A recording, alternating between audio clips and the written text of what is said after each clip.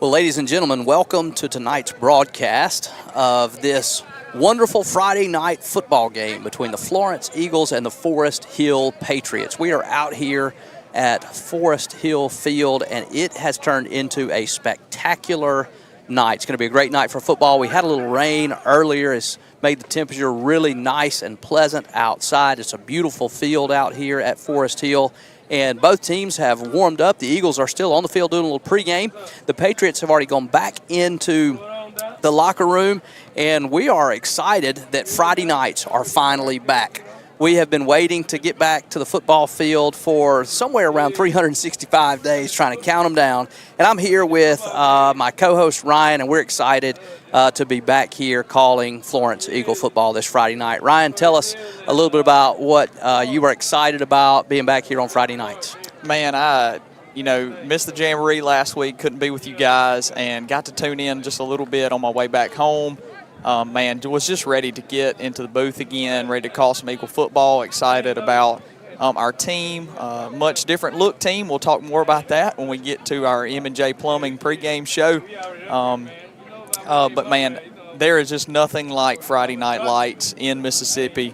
I've just really enjoyed the facility so far here at Forest Hill. It's been such a nice setup for us, and also turned into a great night weather-wise as well, if we can just keep this rain off of our heads. It almost feels like fall out here, and that's very rare to get at the end of August, but it feels great out here. One of the things we would like for you to do, if you are seeing this broadcast and you're excited about watching the Eagles play tonight, or if maybe by chance you're a Forest Hill fan and you have found the broadcast tonight, one of the things that you can do to help us get started strong is to go ahead and share this. If you're watching on Facebook, click that share button so that all the people that are on your feed can see that the broadcast is going on, so that they can tune in and enjoy tonight's action. We're going to bring it all to you right here, and we hope that we are streaming on Facebook and on YouTube, so go ahead and share that so that lots of folks can enjoy tonight's broadcast. It is going to be a whole different look Florence team tonight as they warm up. Looks like they're going to be in their white uniforms, white jerseys, red pants, and red helmets, and so that's one of their typical away uniforms. They're looking sharp tonight. And we have the Forest Hill Band making their way in. Can't wait to hear that. We hope you can hear some of that on the live feed as well. You may get a lot of them tonight because where we are set up is going to be relatively close to the band. We are on the Forest Hill home side, and so you'll be looking across the field from the home side into the away stands, and we'll bring you some shots of the Forest Hill Band, and we think you'll get plenty of audio from them as well. Again, this is the first full Friday night, first real Friday night of real football, and the first weekend of football going all across. Not only do we have high school football to bring you tonight, but we have some college football that has kicked off. In fact, college football has already gotten started. We've had a great start to the college football season already. Ryan here, he is an Ole Miss fan, so y'all keep him in your prayers. Ole Miss excited for a big season. You want to give us a little Ole Miss talk during our show tonight? I wouldn't mind at all. Yeah, before we get to some Eagle pregame, I'll give you a little bit of college rundown. I'm actually making the trip up to Oxford tomorrow morning to watch them play Furman. Shouldn't be much of a competition, but you really do learn a lot about teams in these early weeks. New looks, new personnel, and especially with the new transfer portal, getting a first look at some of these guys that maybe played at smaller school, and some bigger guys like Walker Nolan just jumping right across SEC schools. So I am excited about football being here. I'm excited about Ole Miss football, of course, and make sure you don't send too many prayers our way. We got some friends in the state that may need a little more prayer this season. So he's talking about Mississippi State fans like myself who are looking up and down the Mississippi State schedule trying to discover where we can find another win. It's been a difficult couple of seasons for Mississippi State, going through a lot of transition, and hoping new coach, new offense brings a little new excitement, and hoping they can get something done, at least demonstrate what Coach Levy can do with his offense. A lot of expectations there. Don't know what the win total is going to look like, but you may have a couple at in the first part of the season, and if so, enjoy them, because we don't know how many we'll get late. Again, just want to say a special word of thanks to all of our sponsors. Tonight's pregame show is going to be brought to you by M&J Plumbing. And so for all your plumbing needs, be sure and hit Matt Dykeman up so that he can get you connected and take care of all the needs that you have. M&J, great local business that you can support. And they're going to be bringing you our pregame show in just a few moments. Ryan, talk a little bit about what's been going on as far as Florence School on the whole. We did football last year, but we may have some people that are tuning in that are interested in other things. Football wasn't the only sport that got played at Florence last year, and you watched a lot of them. I did watch a lot of them. Even this season, I've been able to catch some volleyball, and Eagle Sports Network has not been able to catch any of that. Those are just difficult games, middle of the week there. But, man, we had a packed year last academic season. Athletic-wise, the soccer teams come away with double state championships. Boys and girls. I had to bleach my hair because of that. Made a couple deals with some of my students, and but what an exciting time that was. Ladies basketball carried us. Nice run in the playoffs. Nice run into the playoffs. Made it to the big house. Made it to the big house. We got to sit inside the big house and watch our girls, man, just give it all that they had. Was a devastating loss. I think everybody would agree, but we couldn't be more proud of Lady Eagle basketball. And a great season. And a great season. And we talked a lot about how young they were, specifically in some of those games that we talked about. So I don't expect anything different from Coach Dixon and the ladies this year. But the guys, always competitive, going to field a good team. Coach Chancellor and the rest of the crew. We did not get to cover any baseball last year, but I do get to do a little PA for the baseball team. A much improved season, I think, for the guys last year. Hope that they can build off of some losses. A really old team. Can't say the same as I was saying about our Lady Eagles basketball team about baseball. They lost a portion of their team, but they're excited about the team that they're going to field this year. So, all across Florence, you're going to see athletically, but shout out to our academics as well. 5-star rated school, A school again for Florence, even coming on top of a particular school that I won't name. But, man, what an exciting time it is to be a Florence Eagle all across the board. Yeah, and I was just thinking about, too, ladies softball. They had a huge year. That's right. This year. And then we even had a couple dance teams, I think, that were named state champion. Yeah, the dance team comes away with the state title as well. So it's hard. It's a good problem to have when you lose track of all the accomplishments you've had. But everybody signifies the beginning of a new year with football. And I think that's kind of where we're getting at with you tonight is when this ball is kicked off, it says school is in full swing. Friday night football is back. It's back. And it's bringing all types of energy.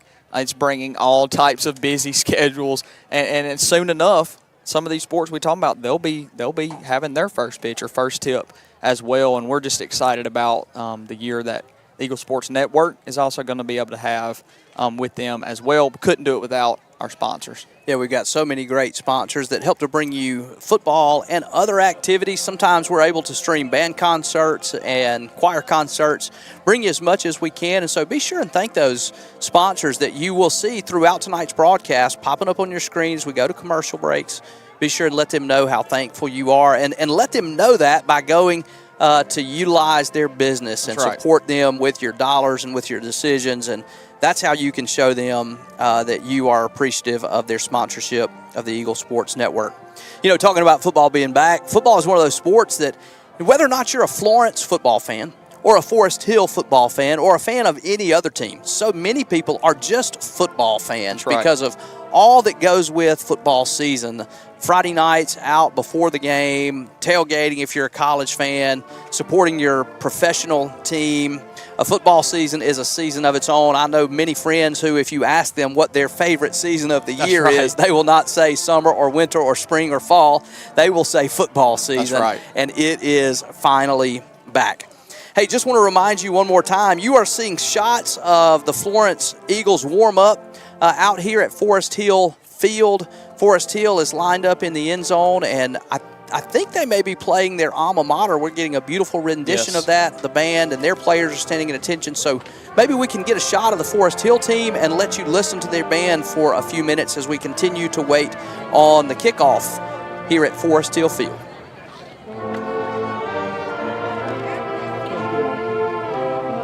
That's it.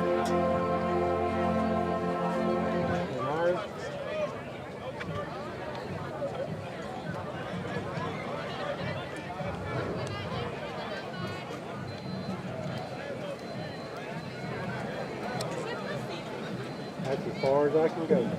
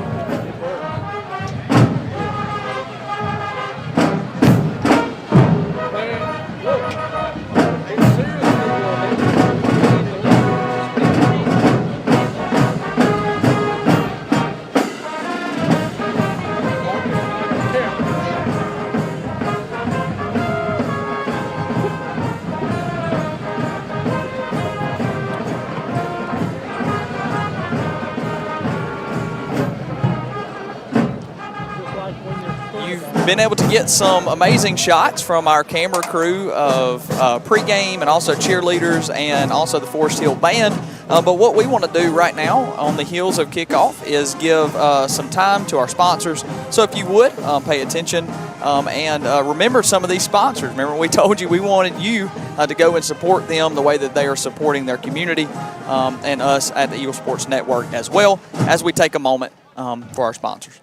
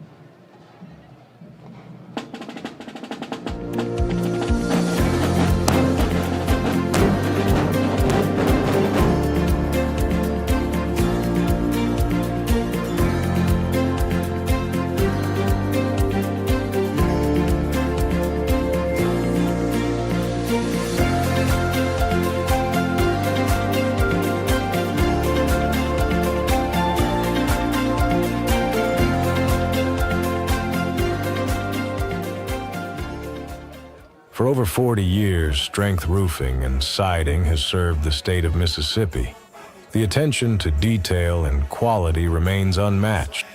This is just the beginning of what's to come. Strength Roofing has dedicated their lives to serving you and not going to stop now.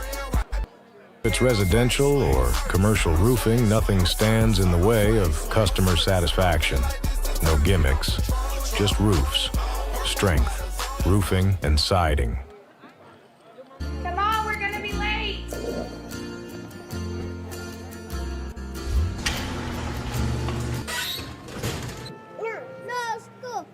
When your garage door breaks, you don't just need fast, you need super fast. Call today and we'll send a certified garage technician to your home. Quality repairs done so fast, it's like nothing ever happened. They're not fast, they're super fast. Call today and we're on the way. So we've made it out to the warehouse where we're carrying bentonite products for drilling applications. We're carrying absorbents for any kind of spill applications, traffic control products for any other traffic control needs you have. We even have pallets of water. So safety's a big thing for us here at ESI Supply. So come see any of our 8 employees and any of our 7 employees and we'll be happy to help.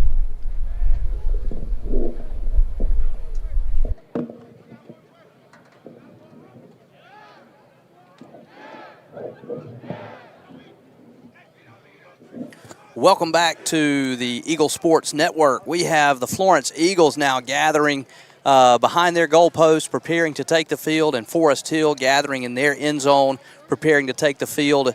Welcome to the M&J Plumbing pregame show. We're excited tonight to see the Florence Eagles take the field. We've been waiting on this for some time, and their initial opponent is the Forest Hill Patriots. Florence coming off an 8-5 season, which saw their season end in the second round of the playoffs, and Forest Hill coming off a 7-5 season, who also had an opportunity to play in the postseason. These two teams did play last season at Florence. Ryan, tell us a little bit about what you remember from that game. Yeah, so they kicked off. It's almost like you would see in a college format as well. A lot of times they do 1-and-1s, and one will host and then the other will host as well, as you can get a good shot from one of our newer cameras to catch us here in front of the press box on the home side. But it's their chance to host. Week 1 last year, they rolled in and it was a one-sided situation. Yeah, let's just say Florence really dominated that ball game. It got a little bit away from the Patriots, but that was a seasoned, experienced Florence team. The one that is taking the field here tonight is not a seasoned, experienced Florence team. Correct. We have talked time and time again about the turnover that the Florence Eagles are experiencing with their football team, the amount of new starters, the amount of inexperience that is coming out on the field today. So to look at that game and base any expectations off of that would just be setting yourself up for some missed expectations if you're a Florence Eagle fan. Wiping the slate clean is the best thing we can do now to see this new look Florence team. 2 brand new teams taking the field tonight. We expect it to be a very different game situation. While you were seeing on the field, we did see the coin toss take place. And so we're getting closer and closer to kickoff. I just want to take a moment to remind you, if you're tuned in already, go ahead and share our feed so that others can tune in to tonight's broadcast. Whether you are a Florence fan or a Forest Hill fan, we welcome both to the broadcast, and just say go ahead and share this so that other people who may be at home, who maybe can't make it out to the ball field tonight, will be able to tune in. You see on the field there, the officials are making final preparations for the game. Captains have met, and I'm trying to remember, did I see that Forest Hill was going to receive the opening kickoff? I was not looking at all. Well, we'll see in just a few minutes when they get ready to take the field. We talked a little bit about this Florence team and how different it's going to be. I believe the number of starters that departed because of graduation last year, was it 15 starters? Man, it was a ton. For the Eagles? 15 seniors. If I can't come up with the number, I can walk you through some major replacements. The entire offensive line. Yep. Your starting quarterback, your starting running back, your starting wide receiver, your starting tight end, who Avery Eldridge was not a traditional tight end in the wing tee, but that is his position.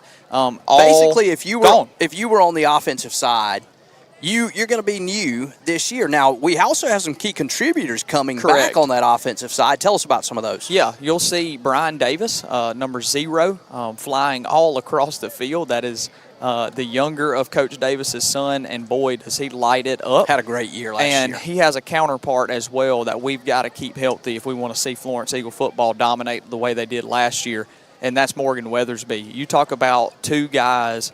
It's normally lightning and thunder. Well, this is lightning and lightning coming alongside each other on this offense. And the Lightning, as far as Morgan's part of it, didn't get to flash long last year. It did not. I think he got 3-4 games in. It was either week 3. I can't remember if he got to play 3 games or if it was week 3. I think it was at Mendenhall on a kickoff return. Broke his arm. Yep. Couldn't finish the season. He was there. Starting to flash already. You could see when he was on the field, he was making an impact. Hated he didn't get to finish that season, but he is expecting to do big things this year, and we hope that, unlike last year, he gets to continue to make the whole season. And the guy next to him is a guy that we're trying to replace some offensive production from. So Titan caught a lot of those end arounds that Morgan will now get by default. Titan has graduated and gone. But it's interesting to see that. We're talking about trying to get this new look and filling some gaps. And Morgan is going to do a fantastic job, I believe. We can just keep him on the field and protected and healthy. So Brian Davis, Morgan Weathersby. Got a new quarterback. Big Kane Ashley. First-year starter. Is a physical specimen. I mean, you're tall kid. You're going to see him can throw the football, stand out there, and noticeably so. He's going to be a larger frame body, and can spin it. But the new look offensive line is going to be a big thing they give him? that we call out a ton this year. We want to see him have the time to spin that ball. And get some time to get those playmakers the ball in space. Playmakers, that's really what Coach Davis has described as the strength of this year's team, is that they have lots of talent at the skill positions. Right. They know that. They like what they have at the skill positions. There's still some question marks that they're trying to get answered up front on that offensive line. And of all the position groups that were a consistent strength for Florence last year, the offensive line had to be near the top of the list. And so you're going to hear some new faces. We don't even know exactly who those starters are going to be tonight because they've done so much swapping around trying to find the right ones. When they get on the field, we'll go ahead and give you that starting lineup now, at least as reported to us, and just know there's going to be some switching around when it comes to that. But you'll see this this graphic on your screen with what is expected to be the Florence starting lineup. You'll see there where we mentioned Kane. You see listed at fullback Jaden Houston. He's another kid who didn't get to play last year, had some injury struggles. We've seen him already this year in the Jamboree last week do some good things. Talked about Morgan. Cortland Battie made his living and his name on defense last year. And you're going to see him make a lot of plays on defense again. You see his name listed at wide receiver, expecting him to do some big things this year in his senior season. Keegan Cooper played a lot last year, really key contributor. Keegan Taylor is going to be a new one. Cade Sills, big guy at tackle. He's going to be a new starter. Played some last year. He really needs to play well. Ethan Deere, a new starter. Nathan Tucker, 55 at center, is going to be a new starter. Lane Weathersby, 59. Kevin Agaus. Listen, Kevin's mom, Kevin's parents, wherever you are, if you'll let us know how you pronounce Aguas or Agaus, I'll get it right. In the meantime, I'm just going to apologize. So that's going to be the starting lineup for the offense. We'll get the defense to you in a few minutes. We're going to go to the field now to bring you the presentation of the colors. Cadet Major Tangela Willis. The Mississippi flag is Cadet Staff Sergeant Jory Haynes, and the right guard is Cadet Staff Sergeant Jemiah Carlson. Please stand for the presentation of the color and the national anthem by the Pride of Forest Hill Band.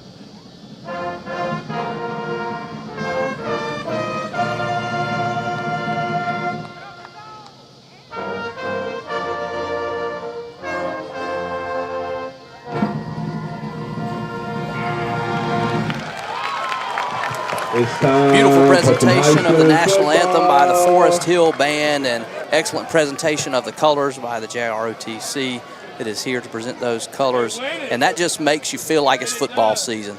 When you see those colors presented, when you hear the band do the national anthem like that, and here momentarily we're just waiting on the teams to take the field.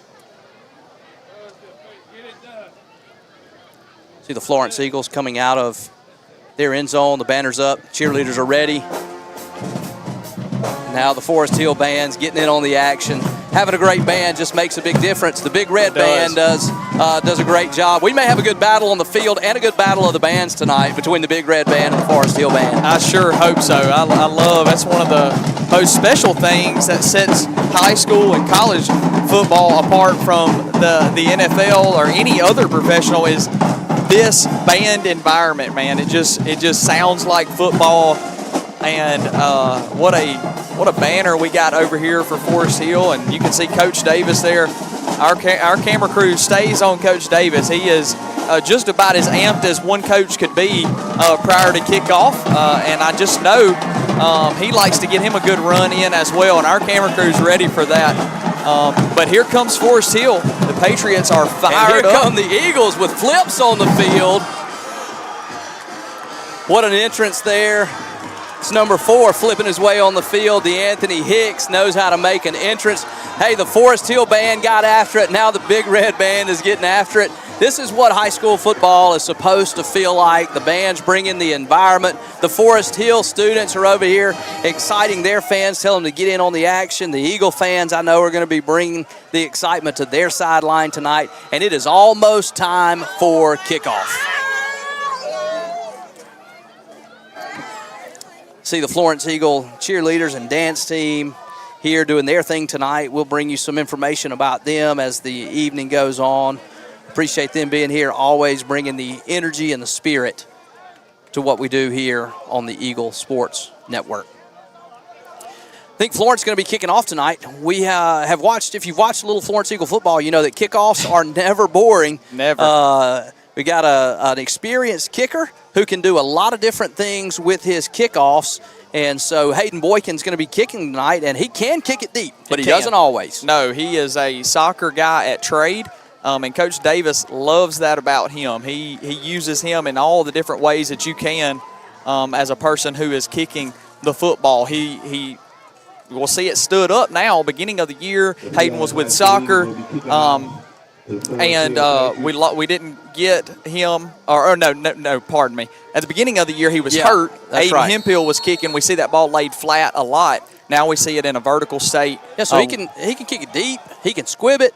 He can do some pooch kicks, some chip kicks, and we'll see what they opt for right here. But if you're the Forest Hill receiving team, you've got to be aware all the time.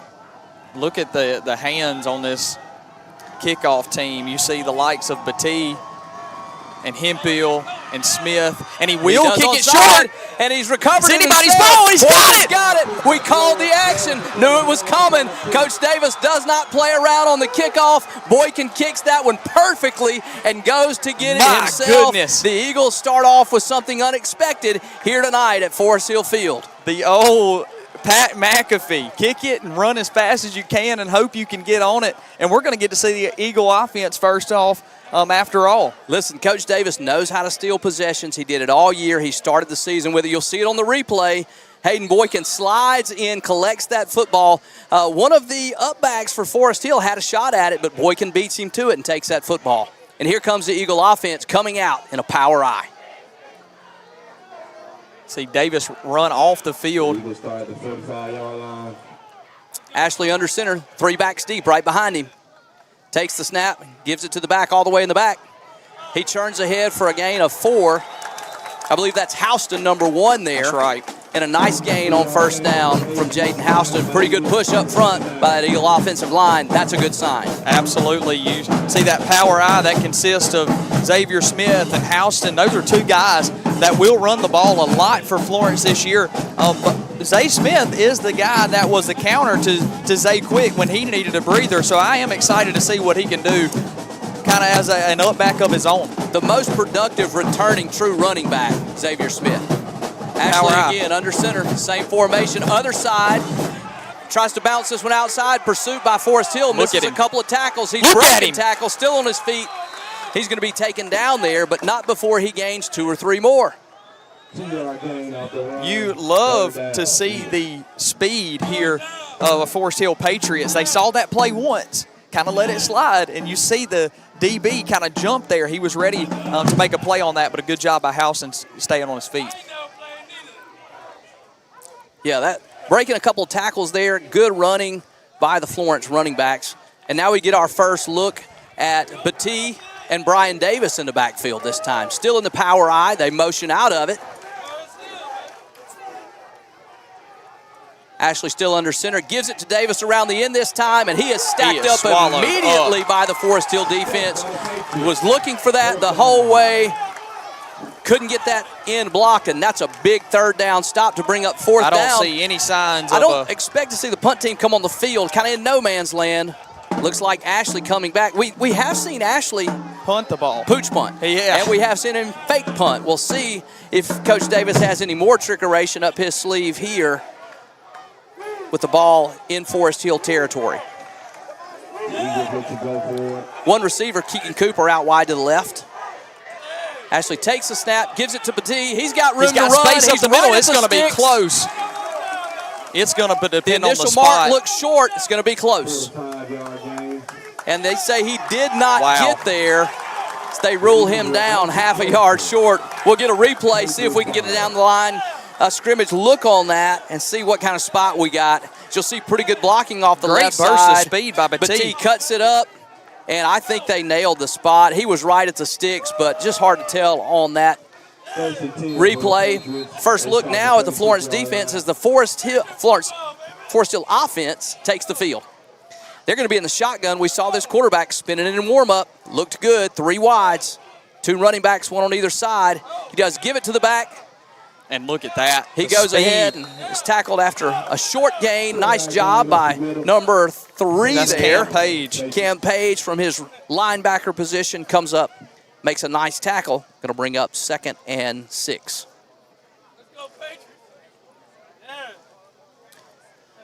Lots of new starters on this defense. A few more returners than on the offense, but still lots of new faces, lots of new numbers.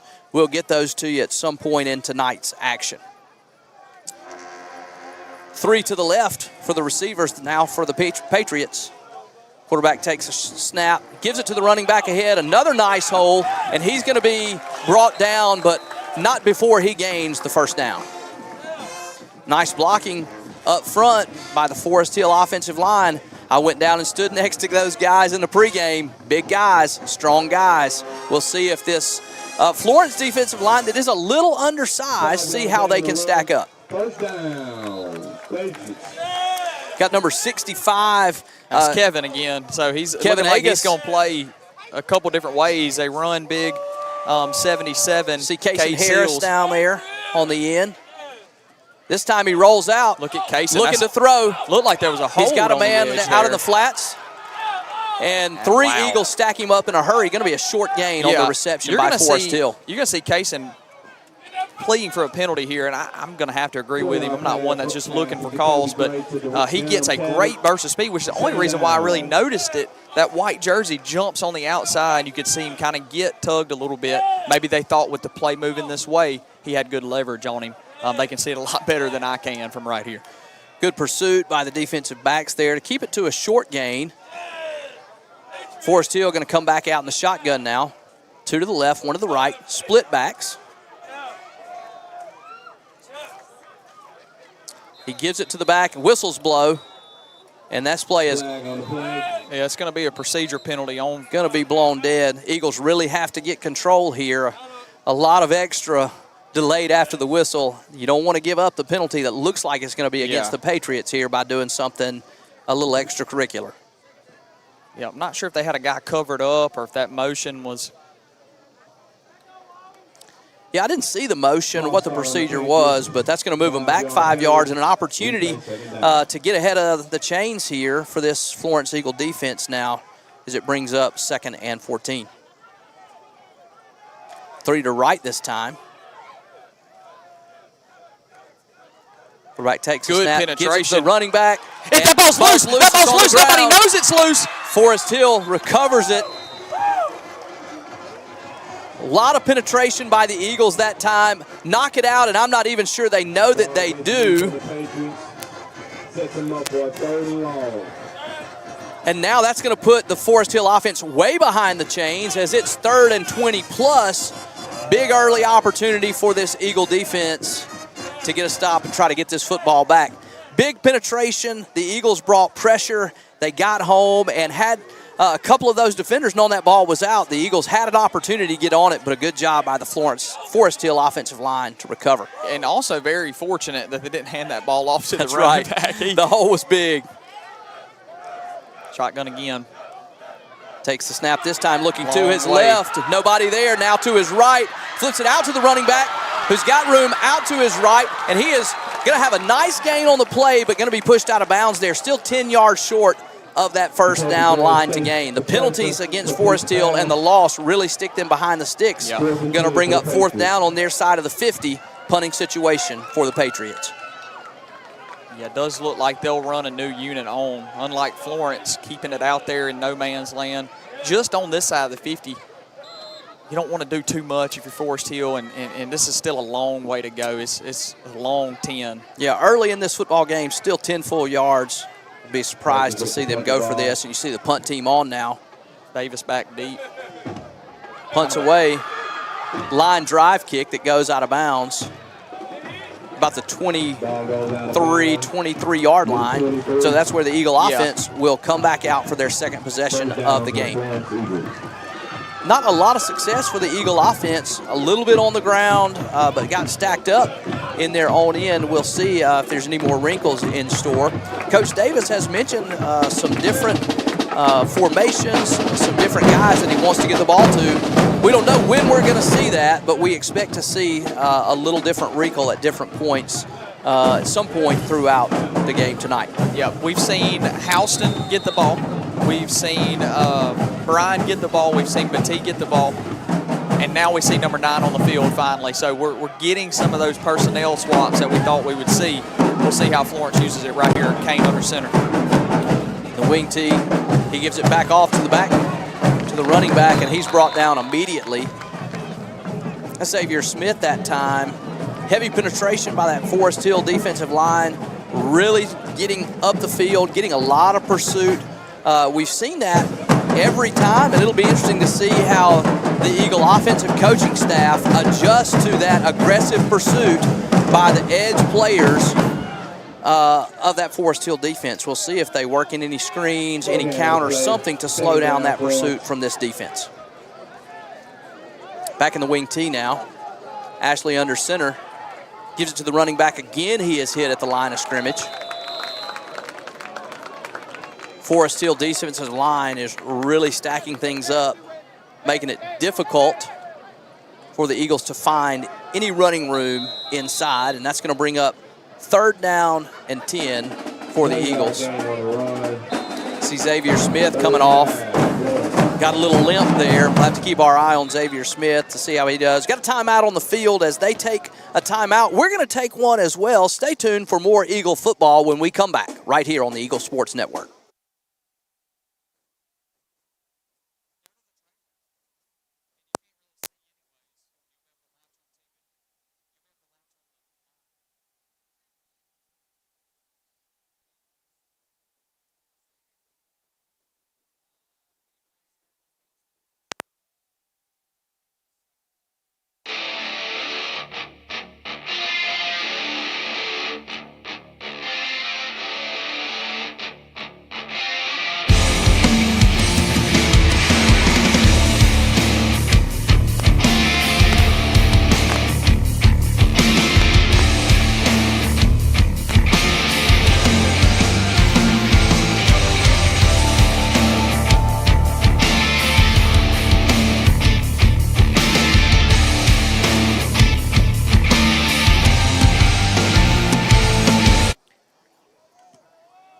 Welcome back to Eagle Football here on the Eagle Sports Network. 3rd down and 10 for the Eagles deep in their own territory. Continuing to keep the ball on the ground, but not a lot of success moving it so far this drive. Power eye on a long third is Brian Davis comes in to the backfield. Looking to throw here. Ashley wings it out to the left and just overshoots his man. Has number 8, Aiden Hemphill, who is one-on-one there and has him on the inside. Just can't quite connect. Nice to see early that they've got the right play call on, and they're going to have to exploit that. And Ashley just misfires just a little right there. But nice opportunity, and I feel like that's something we'll see the Eagles come back to as the night wears on. Yeah, Sam, I'm encouraged by that. It was a good spin on that ball. You got to think, that is the first throw that's mattered in Kane Ashley's career. So little adrenaline pumping on that one. That's right, and I love the look that we had. Here comes Hayden rolling out. Now he kicks it. Flags down in the backfield. Ball's going to be received there just on the other side of the Forest Hill 50. And we'll see what this flag is, as this one may move even farther across the 50 into the Eagle territory. Yeah, this one is on the Eagles, is going to be declined. Forest Hill very content to take that football where they got it. Yeah, it may have been a situation where they were going to have to repunt that. They like that position, so go ahead and take where you're at. Couldn't be added on. They're happy to take the ball on their 48-yard line, and this is about where they gave it up. Yeah. Last possession, they continue to win the field possession battle early. We'll see what this Patriot offense has in store as they come out now with 2 wide receivers to the right, 1 to the left, and 2 backs on either side of the quarterback in the shotgun. Fakes the handoff that time. A little RPO look there. Second down. And the quarterback pulls it, tries to find his receiver, and looks like he kind of gets caught between running and throwing. He decides to throw and ends up just kind of short-arming one. He felt like he had the right play, and I think he did, to go ahead and just tuck that ball down and run it, but a guy comes open late in front of him. He tries to get it out and ends up spiking it. So yeah, had yards there if he wanted to run it, thought he could get more, and that's hard to change your mind at the last minute. Works out well for the Florence defense, brings up 2nd and 10. And this game feels like it, needs to be calmed down just a little bit. There was a little bit of extra after that. You don't want to see that. You do love the guys. This time the quarterback pulls it, runs straight ahead, and he's going to be straight ahead for a gain of about 8 yards on the play. Nice second down play as they run a little read look there, and the quarterback holds that ball in the belly of the running back a long time, pulls it out, runs it himself. Going to bring up 3rd. Actually, they spot this ball a little farther back after the spot. Going to bring up 3rd and about 4 yards. It's an interesting design there because the quarterback's route and the running back's route is not too different. They're looking at the same gap. Yep. He decides to keep it to eliminate that exchange, and ends up being a good decision for him. Keeps it and goes in the same gap the running back went into. This time he gives it to the running back. Big hole straight ahead, and he's going to have the first down as he's across the 40 to around the Florence Eagle 35.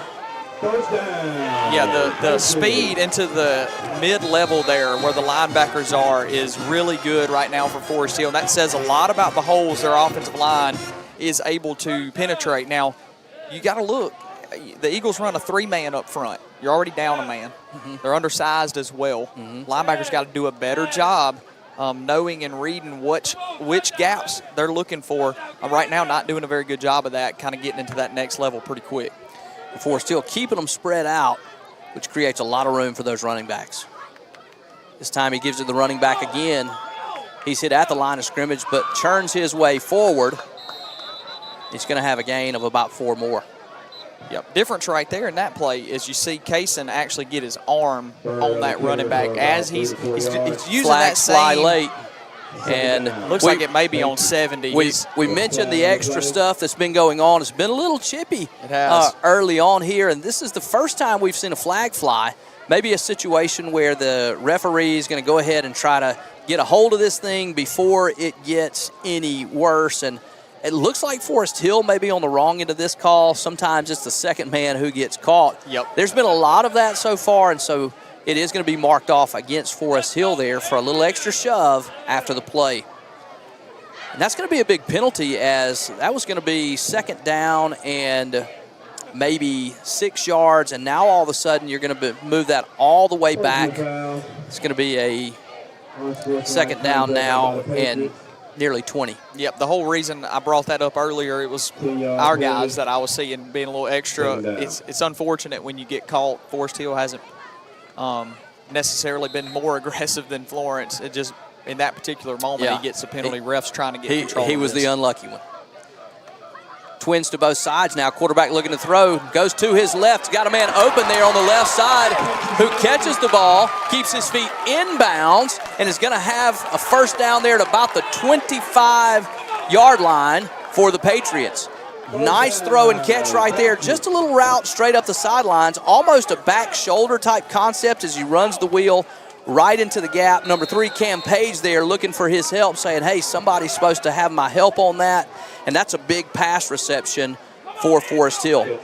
Forest Hill quarterback really controlling things in the action tonight with his legs and his arm. Looking good so far in the early going. This time he gives to the running back. Big hole on the right side as he bounces it around to the right. And he's going to be tackled there across the 20-yard line. Forest Hill offense really finding some success on this second drive of the game. Offensive line holding up well, and their playmakers are getting into those gaps in a hurry. We mentioned before the game that these are 2 separate football teams, and you can already see this as we are 3 minutes left in this first quarter, and it is still all knotted up. This is a completely different complexion of a game than opening week last year. Eagle defense try to stiffen here. Ball's loose on the ground. Gonna be down. Quarterback has a hard time handling that snap and falls on it. Going to be a loss there. We did have a little rain earlier tonight, but this is a turf field, and sometimes that turf can stay a little damp. Don't know if that ball got wet right there, but quarterback has a hard time handling it. It's going to bring up third down and a chance for the Eagles to get a stop here. Third and about 7.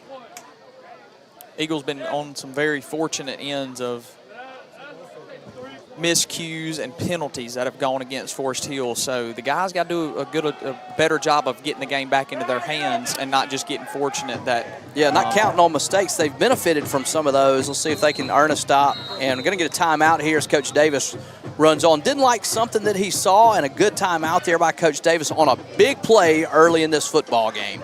When we come back, we'll bring you this big third down play. In the meantime, stay tuned for more Eagle football here on the Eagle Sports Network.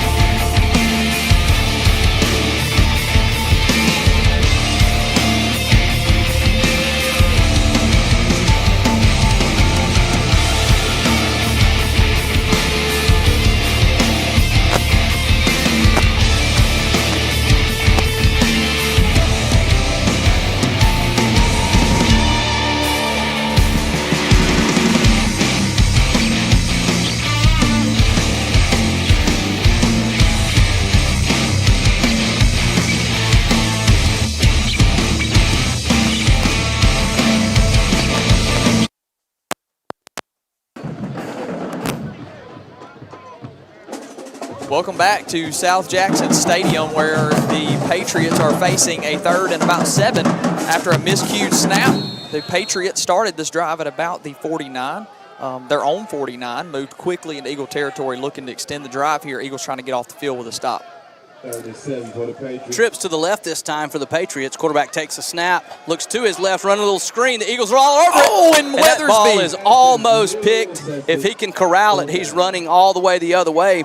I really think Cortland Battie is the one who presses this play. He was sitting on the screen from the word go. Quarterback has to double clutch, and Morgan Weathersby almost gets a pick there. He does break it up, and it'll bring up fourth down. I did watch the Patriots in pregame. Don't expect to see them try a field goal from this position. I think we'll see the offense back on the field here. Big fourth down here with 1 minute 56 to go left in this first quarter. And that timeout cannot go unnoticed. He knew the formation. You got to wonder if he told Battie to be looking for that screen. He blew it up. And now he's going to get another timeout. Again, he runs onto the field. I don't think that one was for matchup purposes. And he sees something. He wants to make sure he's got the right guys here. We're going to keep it here right now since we just took a little time out. Ryan, tell us what you've seen so far from the Florence team in this 0-0 game and what you think we need to try to do to get the upper hand in this close ball game. Yeah, I like the way we look defensively. I don't think we're not doing too much, not taking too many chances, not allowing the Patriots to break off what could potentially be some big runs, stopping them in that mid-tier level of our defense. But offensively, we've got to get some penetration up front from our guys to allow those playmakers. We've seen numerous times Brian Davis has gotten the ball twice.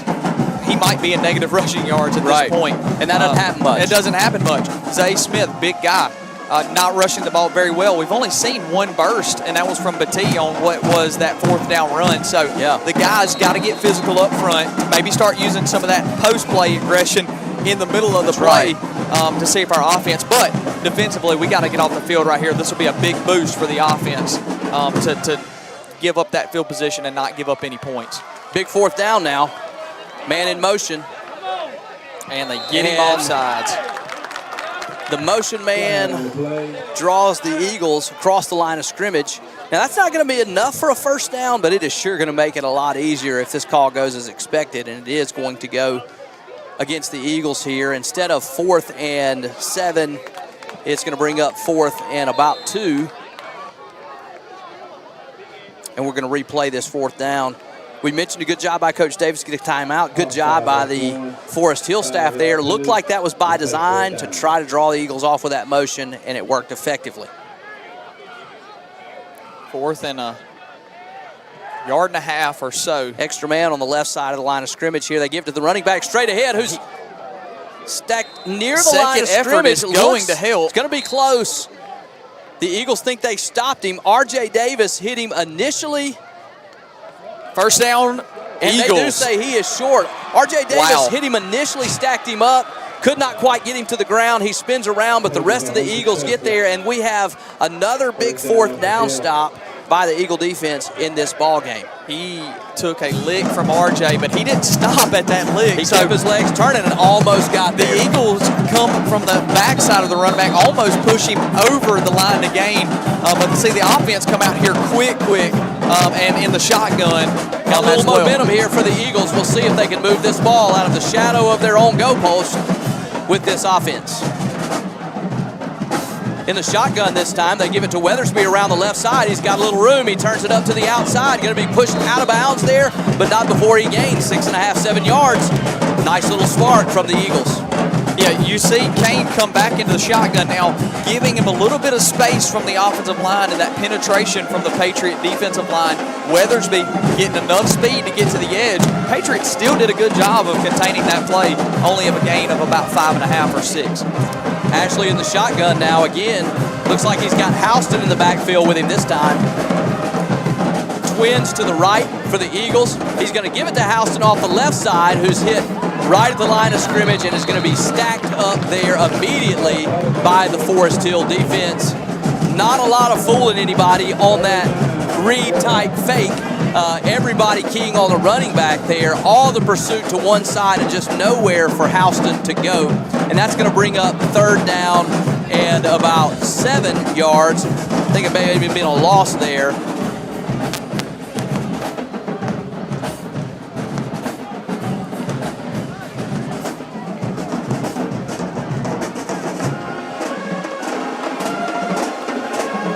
Big 3rd down here. 3rd down here for the Eagles. Everybody in tight.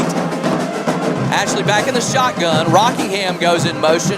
They give it to the running back, and he is hit immediately again for no gain. Just no room and nowhere to run for the Eagles.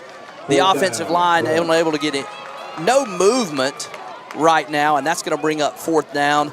And again, your defense just made a good stop. You don't want to do something crazy here deep in your own territory.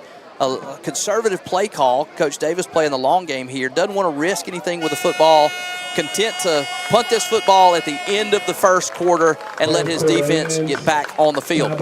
All right, into the first quarter, 0-0 here between the Eagles and the Patriots. Stay tuned for more Eagle football when we come back right here on the Eagle Sports Network.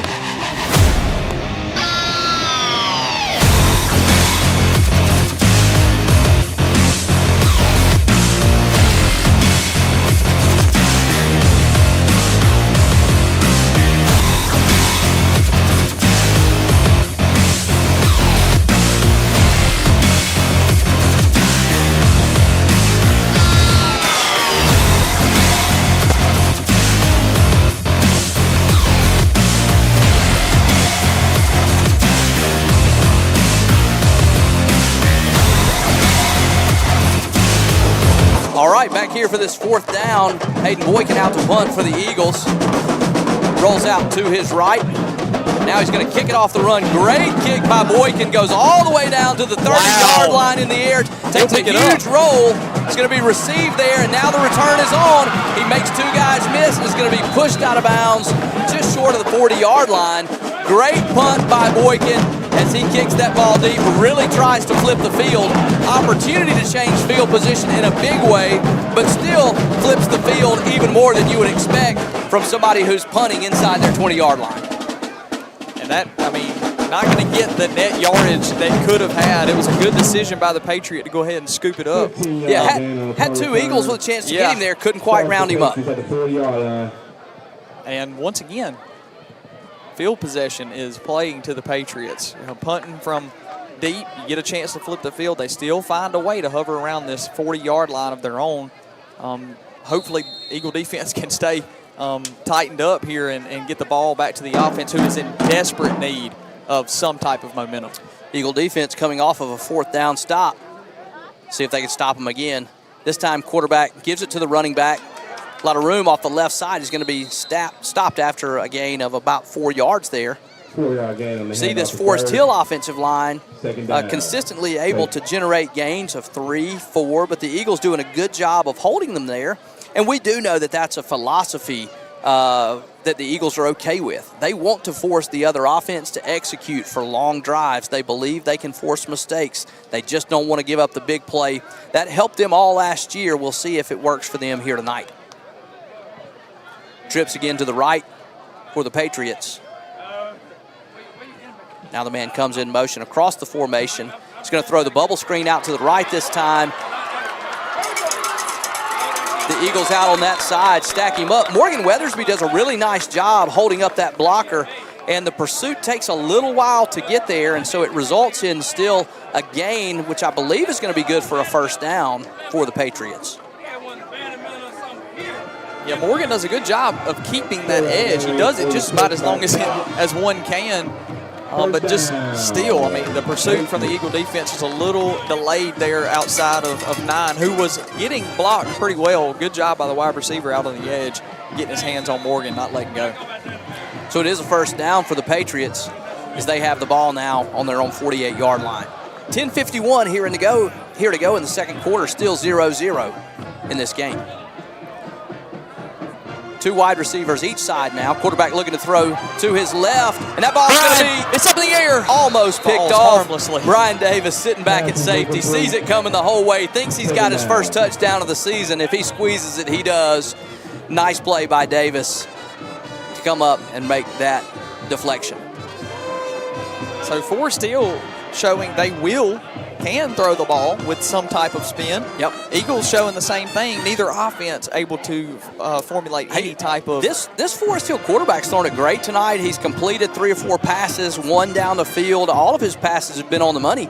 And that pass was right at the receiver. The problem was Brian Davis cut in front of it before it could get there. Second down and 10 now for the Patriots. Whistles on the field as we got a timeout here on the field for the Patriots. As they take a timeout, we will as well. When we come back, stay tuned for more Eagle football here on the Eagle Sports Network. Timeout by Florence.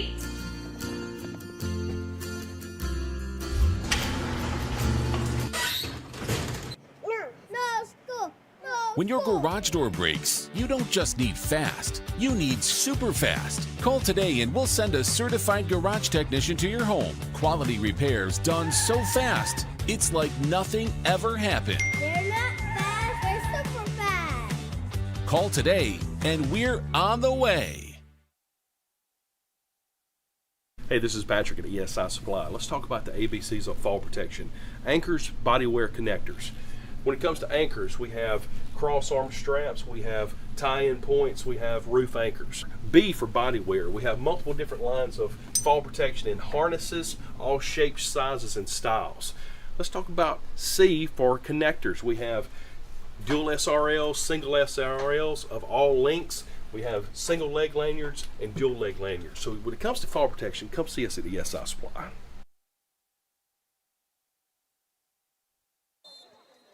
All right, welcome back to Eagle Football here on the Eagle Sports Network. 0-0 between the Forest Hill Patriots, Florence Eagles, with 10:36 left to go in this second quarter. Second down now for the Patriots. Quarterback takes a snap, pulls it, runs out to his left, gets a little room there, is brought down by 27, Sagini. So he does a good job holding his leverage on that side and making the play, but not before that Forest Hill quarterback is able to gain another 7 yards. Another critical third down here. One that I'm assuming will be a go for on fourth unless something drastic happens here. It feels like fourth down territory on your opponent's 45-yard line. Florence Eagle defense really needing to make a stop right here. They just gave up a long drive, but were able to get a stop on fourth down. See what they can come up here on third down. Everybody pretty close to the line of scrimmage thinking they'll keep it, and they do. Gives it to the running back. He's going to be stopped short, and that's going to bring up a fourth down. Big fourth down play coming up. And we talk about, I don't know if we got this replay or not, we talk about Brian in the pass game almost coming up with an interception. He does a fantastic job creeping and creeping. That gap. And creeping. You'll see him here. He shoots the gap. He just comes, look at him. He's right around the edge. Gets his arms on him and gets some help and does a good job. And we got another so here we go. Crucial fourth down. Fourth down. Forest Hill's been in the shotgun the whole way. Take another timeout as well. Yeah, Forest Hill going to get a timeout right here. And as they do, let's go ahead and take a break as well so that we can bring you the complete action when we come back. Let's go back to a commercial break. Let's stay tuned here to the Eagle Sports Network when we return.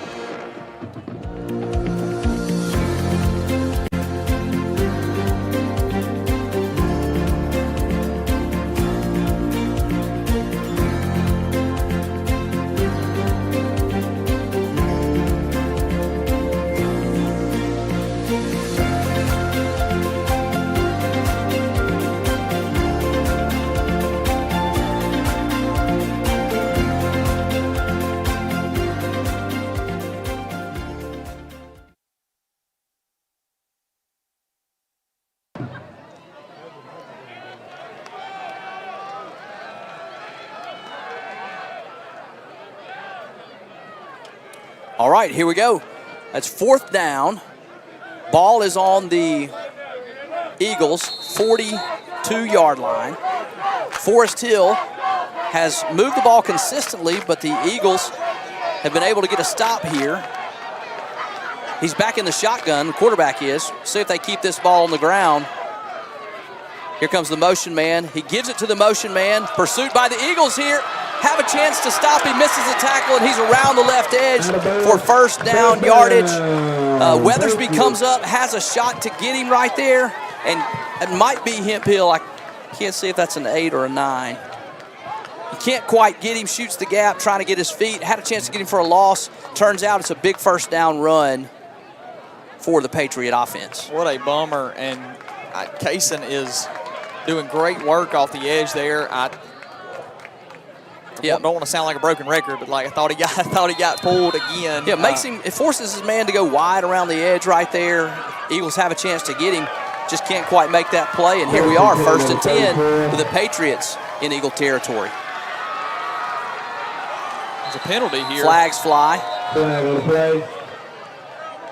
Sideline infraction on the Eagles. Yeah, I think it's going to be a sideline warning. Coaches out of the coaching box onto the field there, and so they'll get them moved back. So I think in high school you still get one warning. I don't think this will be marked off. I think the next one will be marked off, and so that's why they go ahead and blow this play dead, and now it'll be just a repeat of that first down play with the coaches a little farther back on the sideline. Having a scoreboard issue here in the stadium. I was going to give you it is not 1-0. Okay, it is 8:59 left here in the second quarter, all knotted up. Quarterback rolls out to his right, heavy pressure, throws this one out to his running back, but they cannot connect. Good pressure there by the Eagle defense as they come off the edge. The Patriots were rolling away from that pressure, but I think it still put just enough fire behind that quarterback that he can't quite connect with his running back out of the backfield, and it's a nice stop for the Eagles. Brings up second down. If the Eagles do a better job at tackling than they have early in this ball game, it looks like that would have been no gain. There was some space there in front of that running back. That design of that screen is to go ahead and pull those linemen. That's why you see that pressure come so early. But he can't connect with his running back, so you're going to see there's 2 on the play clock here, 1 on the play clock. They're hurrying. They do get it off. Quarterback keeps it around the right side this time. And another missed tackle by the Eagles. Going to be a flag down on the outside. I think we may get a hold here. Yeah, it's going to be a block in the back here from that spot there, right there on Morgan, I believe. Yeah, Weathersby gets clipped from behind. I think this one's coming back. The Patriots were rushing to the line because a play clock was running down. They do get the play off. Again, we see the Eagles with an opportunity to get a tackle for a loss in the backfield, just not able to get there. Something we'll have to keep track on how the Eagles continue to manage the tackling tonight. They're going to be fortunate on this one as a penalty is going to mark this yardage off and move the Patriots back even further. I've mentioned it before. I'm going to mention it again. Eagles got to take control of this game. It's been given to them in a sense. I know the score is still 0-0, but the Patriots have, large in part, outplayed the Eagles. Definitely offensively. Definitely have moved the ball more effectively. And it's just very fortunate due to some penalties and some certain miscues that the Eagles remain in this game. To the running back this time. Nice hole up the middle. Ooh. The Eagles stack him up eventually. Seemed to be going after that football. Brian kind of scared me there. He kind of had his hand caught. He was on the ground, and I was like, you better tuck that hand in there. We don't need any injuries here week 1. That is one of, if I could give some keys to the game, it would be stay healthy. It's a long season. Especially some of those skill guys. Going after that football is quick way to end up. Third down and 15 now for the Patriot offense. Opportunity for the Eagles to try to get off the field here. Maybe still fourth down territory. Quarterback looking to pass this time to his right, has a man underneath. Oh, and he is absolutely crushed by Morgan Weathersby as he comes up to make the tackle immediately. That's a great job on the tackle. A nice catch. Watch this replay as wake up, sweetheart. Morgan Weathersby. I'm coming home. Oh, my goodness. Nice catch by the receiver there as well as he hangs on to it and gets a few yards. Going to bring up 4th and 10 here. We'll keep that replay coming to you throughout the night. Big play by the defense there. 4th and 10 now for the Patriots. 2 wide receivers each side. Quarterback looking to pass again to his right. Now throws it. Cam Page there immediately is going to have the stop after 5 yards, and that's going to be a turnover on downs. Another great stop by the Eagle defense. I was just about to mention this ball is probably going to go short, and the Eagles have to wrap up. Cam Page does a good job. He tries to make a play on that ball, gives up quickly on that idea, gets his arms around him. Eagle offense comes back out with a chance to get the ball going, get the ball rolling, and really push up on some guys and create some holes. Defense does their job here. Opportunity to kind of sneak out of this half if you could go down and get some points and feel like even though you have been dominated on the stats, the Forest Hill offense has many more yards than the Eagle offense. You go down and move the ball on this drive, it changes the whole complexion of this ball game. See if the offensive line can make a few more holes for these Eagle skill players. This time they give it to Davis on the right side. Lots of penetration. He makes one man miss. There's 3 more waiting on him. Just nowhere to go, trying to run wide or up the middle right now by this Eagle offense. There's not a lot to talk about offensively, but if I could mention one thing, the Eagles have moved the ball much better out of the shotgun. And I would love to see, I had some conversations with Coach Davis about the screen game. I would love to see us get away from the penetration of this defensive line and see if we can't stretch them further, not starting on the ground first, but maybe dumping the ball out to the edges. Back in the shotgun now. They're going to give it to the motion man. He's stretched out again to the left side and has a little room, but still only a gain of maybe 3 yards on the play. Is just stretches it way out right there. The Forest Hill defense plenty fast enough to string that out and bring up 3rd down and long. Something I think that the Eagle offense is going to have to do is take advantage of the pursuit of the second level of this Patriot defense. Not a lot of misdirection right now from the Eagle offense, and if you'll watch the second level, especially the linebackers for this Patriot defense, they are really just flying in the direction of the football. We'll see if we can get a little misdirection and see if that could maybe help the Eagle offense move. Got an official timeout on the field here.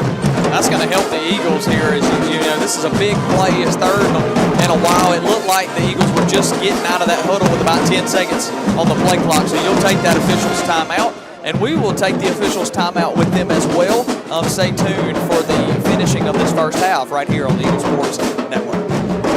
For over 40 years, Strength Roofing and Siding has served the state of Mississippi. The attention to detail and quality remains unmatched. This is just the beginning of what's to come. Strength Roofing has dedicated their lives to serving you and not going to stop now.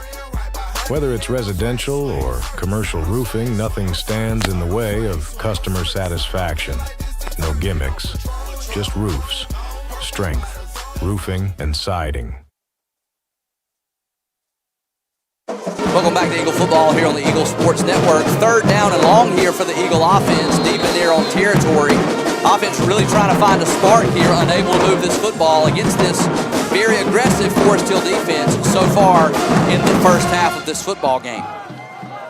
Under 6 minutes now. Davis in the slot. Weathersby goes on that side with him. Ashley rolls to his right, got his man underneath. It is Davis who is going to make the catch and be hit immediately and stop short of the first down. Good completion there. We're going to gloss over that because it was short and it wasn't what they were going for necessarily to get the first down, but that is a much better attempt of getting away from that rush. That may be the best offensive play of the game. Is. The most yards on a play. Still going to bring up 4th down because they were behind the chains, but maybe a little sunshine as the Eagle offense. Who knows, Boykin might see a lane where he can keep this. He's run out a couple different times. Love to steal a possession again. Had a great punt on his last possession. Does roll right again. Kicks it away again. Another great punt. And this one takes another bounce, and he's going to flip the field completely. Boykin really doing his job. That's the 2nd great punt of this first half. This one he kicks all the way down, pins the receiver against the sideline where he cannot get it on the run, and the Eagles this time go ahead and cover it.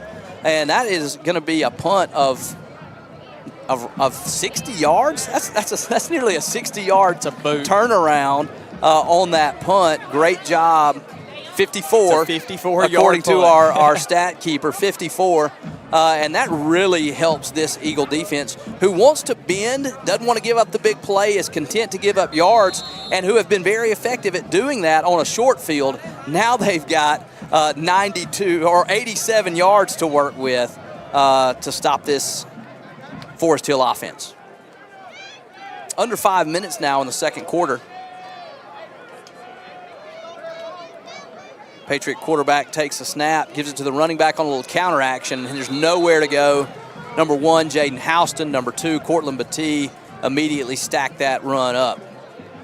I tell you, I would love to see the offense be able to gain some of these yards on their own, but something the Eagles did really well last year, who at times I would say had a timely defense. I would love to see that right now, to see if we can't get a loose ball and maybe cover it up and help your offense a ton if you could just get some quick points on the board. Offense, I think, will tell you, I don't know if they'll own up and say it, they'll take all the help they can get right now as far as moving the ball. We'll see if the defense can't help them out here. He pulls this football out to the right. A lot of running room for the running back. He's going to be pushed out of bounds there at about the 25-yard line. Home crowd looking for a flag. My gut was looking for it as well. I thought there was just a little shove there. Yeah, I think that contact starts in bounds and then carries out of bounds, but I think it definitely started in bounds. But that's a run that's good for a first down. We mentioned the need for the Florence offense to create some misdirection. That's what you see the Patriot offense exploit there. Quarterback fakes that handoff. Everybody goes to one side. He pulls it and comes out the back door. Shotgun again. Got 3 wideouts to his left. This time he pulls Keep it again. Rolls deep, looking to pass, does flip it out, and that almost is intercepted. You just talked about looking to be timely. I'm a little surprised that the Patriots even put the ball in the air right there. And Aiden Hempfield, if that ball is just a little lower, has a chance to collect that and go get the Eagles on the board. And the speed from Houston, cannot be stated enough on that play. Harris is the one that actually gets him to swing just a little bit further. Makes him go deep. But Houston, in a timely rush, almost creates a turnover right to Hempfield. Just a little airmail on that throw sets up a 2nd and 10. And that's what happens when you get under pressure. It's hard to plant your feet and make an accurate throw. See if the defense can come up with another stop here for the Eagles. If they don't keep it here. Trips to the right this time. Quarterback in the gun. We got whistles. I think we're going to have timeout here by timeout here. All right, as Forest Hill takes a timeout, we will as well. Stay tuned for the conclusion of this second half right here on the Eagle Sports Network.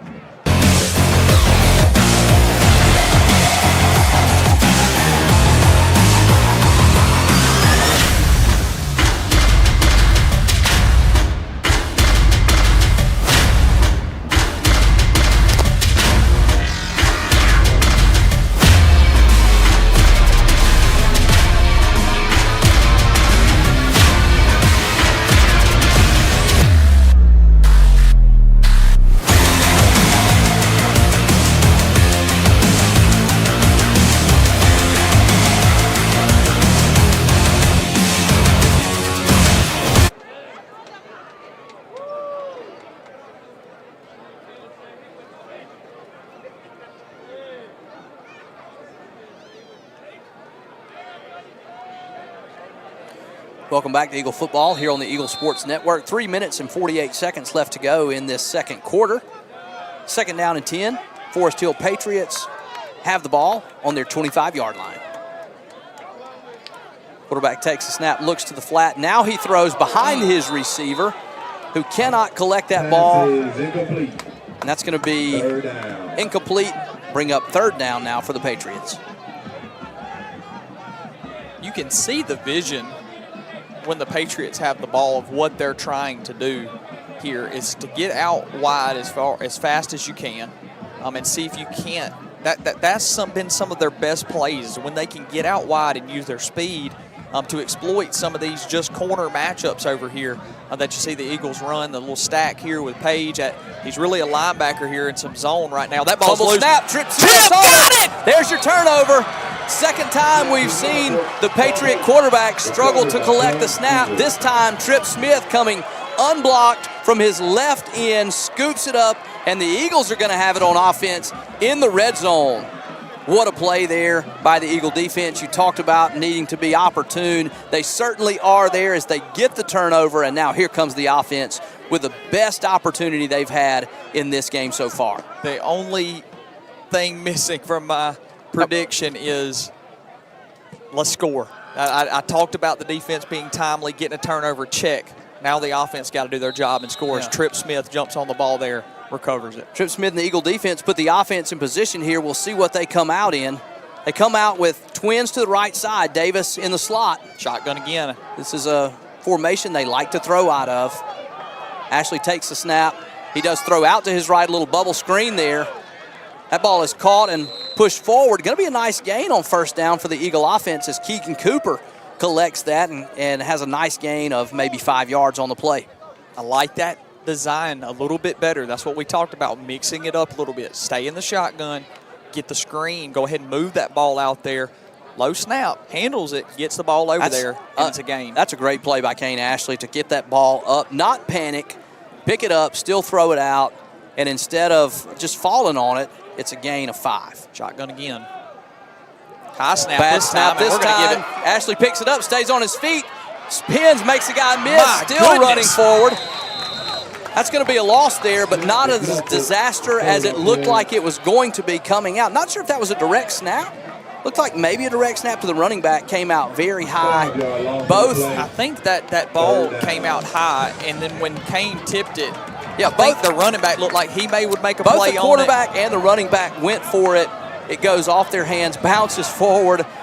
Kane Ashley ensures that disaster doesn't strike. You don't turn the football over, but you do lose some yards, and it's 3rd and 10 now for the Eagle offense. Let's see what the coaching staff has in store on what is the biggest play for this Eagle offense here in the red zone so far in this ball game. Same formation. I'm going to get a timeout here. Coach Davis is running up, going to take his last. Well, there's no referee there to. So, okay, he was going to take Reset it. the He play saw clock. the play clock, so Yep. we're actually fine here. I'm looking to see if we can't get a bubble screen to Brian Davis here, see if we can't get him over to the edge. Ashley pump fakes. He's got his man across the middle. That's Davis for the touchdown! What a throw by Kane Ashley as he zips it right across the middle. And Brian Davis takes advantage of the one-on-one coverage from the slot. And the Eagles take the lead here 6-0 in this ball game. We saw a play like that early in the ball game, and Kane Ashley couldn't quite deliver early here. This time he puts it dead on the money. Not there initially, hits it in the second window in front of the defender, and that's what the Eagles needed here at Forest Hill Field as they go up 6-0. Man, what a drive. Saying shotgun only, and I say drive loosely. I'm not going to forget about the defense as that kick goes up and through by Boykin. It's 7-0 here, Eagles. I'm not going to forget about our defense who set us up pretty on the 21-22 yard line. Hey, you said that the defense needed to be opportunistic, and they right. were. And then you said that you wanted to see the offense take advantage of the defense's opportunistic nature, and that's what they did. Yep, and it was not a bubble screen. It was actually a fake screen to Keegan Cooper, and using the speed of Davis across the middle gets him in the end zone. What a all-around complete football. You go the punt, pins them deep. The turnover, the turnover sets them right inside Eagle territory. Offense does a good job.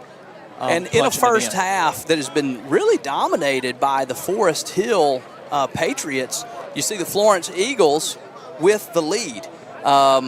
You know, sometimes that happens in football whereby, hey guys, whereby the team that seems to have played the best and looks ahead on the stat sheet isn't necessarily ahead on the scoreboard due to some key plays late in this second half. There were plenty of games. This game almost has a feel to it, Sam, like the Ridgeland game did last year, where both defenses, with some sputtering offenses as well, but both defenses wanted to see who would break first. Who would break first? Patriots have broken first on defense, and thank goodness the offense able to make some adjustments. But I really like the, here we talked about the different kickoffs. You see the football is on the field here. We call this the watermelon-style kickoff, and he fakes it, but he still leaves it watermelon. They usually squib this one. This can make it really hard for the players to field this football as we're 1 minute and 55 seconds left to go in this first half. Low punt. And that ball is hit by the offense, continues to roll, now taken at the 15-yard line, and that is a tackle made by number 14, Hunter Smith there on special teams, and that's where the Patriots will take over on their own 25-yard line. A low bouncing kickoff Really, there. really nice. You see, once that ball hits that offensive player's hands, it's live. It takes a while for Forest Hill, but I'm getting the sense, and we've seen it already on that punt, the first one that he picked up, Hayden's first great punt. Eagles don't really want to give these guys the ball in space on kickoff, so we're going to see many different ways to try to keep that ball out of their hands. All right, Forest Hill offense comes out now, again in the shotgun. This time he gives it to the running back, who is stacked up there by 55. Is that Nathan Tucker? Looks like it's 65. That's 65, going to be Kevin Agus. Agus? I really don't know. We're still waiting on an update. And he has done enough for us to continue to call his name. I'm going to go with Agus. And that's a great play by Kevin Agus right there as he gets his arms around that running back as he breaks the hole and brings him down after a very short gain. Minute and 20 seconds counting down. Patriots have the ball in a second and about 8 to go. Eagle defense looking to take a lead into the half here. Quarterback keeps it this time, looking to pass. Throws it out in the flat, and that ball's dropped. Not a lot of extra room there anyway as he was right on the sidelines. We've seen lots of plays like that so far tonight, and the Eagle defense was all over that one. Something to think about here is the Eagles do have a timeout in their pocket. I thought that Davis was going to spin that one when he and I thought the play clock were running down. Thank goodness it didn't, because that touchdown followed that play. But something to think about. I know it's only looking at 64 seconds left here, but depending on your field position, what you think you like, chance to take a shot. Yeah, maybe depending on what happens on this third down play, could see him get a timeout here. Quarterback rolls out to his right. There's going to be a holding call. Trip Smith with a big hit. Ball's loose. Ball's on the ground. Looks like the Eagles got it. That's Jaden Houston comes up with it. I think this is going to be that's going to be a holding call on the Patriots. Unless there's some hands to the face or something, I would assume. Yeah, that came from the spot traditionally holding, and I expect this to be Eagle football. You mentioned maybe taking a shot. You're definitely going to take a shot if you get it in your own end of the field again. 39 seconds left at the conclusion of this play. There still seems to be some sorting out. Coach Davis feels like they're awarding this ball to the Patriots, and he's saying, no, my guy came up with it. They're going to have to gather and talk about this. The Patriots have sent their defense on the field. I think everybody believes that this is Eagle football. Coach Davis just ensuring that this penalty. It looks like everyone knows it's Eagle football. We're sorting out the penalty. Saying this certainly going to be declined. Should be a no penalty there because that play happened on the offensive play. So holding on the offense declined, and so the Eagles are going to have this football. Watch Trip Smith come off the left edge here. Quarterback never sees him. He hits it just as he brings the ball back, and can't see Jaden Houston on top of that football immediately. And this is a big spot for the Eagles now with 39 seconds left to go in this second quarter. Coming off their first scoring drive, their last possession also off of a turnover. Clock reset now to 50 seconds. Eagle offense trying to see what they can do to get this ball in the end zone before the end of this first half. Trip Smith recovering the fumble, forcing another one, making his presence known here. Offense looking to pay. Ashley in the shotgun, looking to throw again this time. Has a man out to his left. That's caught for touchdown! Hemphill on the corner route. Ashley puts it on a dot right there. And all of a sudden, it is 13-0 Eagles off back-to-back throws by Kane Ashley, who is having a great first start to his varsity career. Watch this throw as he squeezes this in. Hemphill is going to run a post here towards that pylon there. DB breaks on it but can't get there because it's a perfect throw, and that's 6 more for the Eagles. Here comes Hayden Boykin for the point after. That kick is up and good, and now it's 14-0 Eagles, and suddenly a game that was very closely contested for most of this first half finds the Eagles up 14-0. We just have to credit the throw. If it's another 6 inches to the right, it's out of reach for Hemphill. If it's 6 inches to the left, it's probably an interception. It is right where it needs to be. Hemphill does a good job of knowing where he's at, too. You don't want to just run out of bounds there on the one. Yeah, and he kind of shields the defender there, steps in front so he can't break on it. A really nice play. And we talked about it a little in the pregame. Different offense this year. Way different. You know, Kane Ashley can really throw the football. The question was, can we give him enough time to be able to? Plenty of time there. Been able to do that so far tonight, and it's something that you would expect to see more of if he continues to do it well. Great game for him so far. I know we'll get to see that touchdown again. When we do get to see it again at some point, we're going to get a kickoff here. He works through his progressions, and you hear that from all levels of football. I think he wants to go to the left first. and then he starts to look across the field, and he sees Hemphill. Yeah, he checks his underneath guy first, then finds his next guy and makes a nice throw. We see this football up on the tee here. Fake the attempt. Now, we'll see if Boykin kicks this ball deep. What seems to be in reverse, the last time it was on the tee, they went with the onside kick. Then the watermelon kick was the one that went semi-deep. They don't want him to return it. This is going to be this one. Eagles are going to have a shot at it. That ball is free. Not sure why the Eagles don't go get it. Now I think they do get it. And the Eagles have the football? The Eagles have the football again. Wow. Okay, now I know why they didn't go get it, because it had to hit the ground. Okay, so on a kickoff, that ball has to hit the ground before it is live. And so how smart by that Eagles special teams. It was Batee who was there. Perfect chip kick. He could have run and caught it in the air like you would see on a traditional onside kick that skips off the ground. That's right. This one he chips up in the air. Batee waits rather than collecting it and then falls on it, and it's the Eagle football again. They're going to have another opportunity with 41 seconds in this first half. I'm sitting here watching this thing, and why don't they get it? It's gone 10 yards, and that's why, because they know more about football than I do. Imagine that. And all of a sudden, here we go, 14-0 Eagles, a hot Kane Ashley in the shotgun.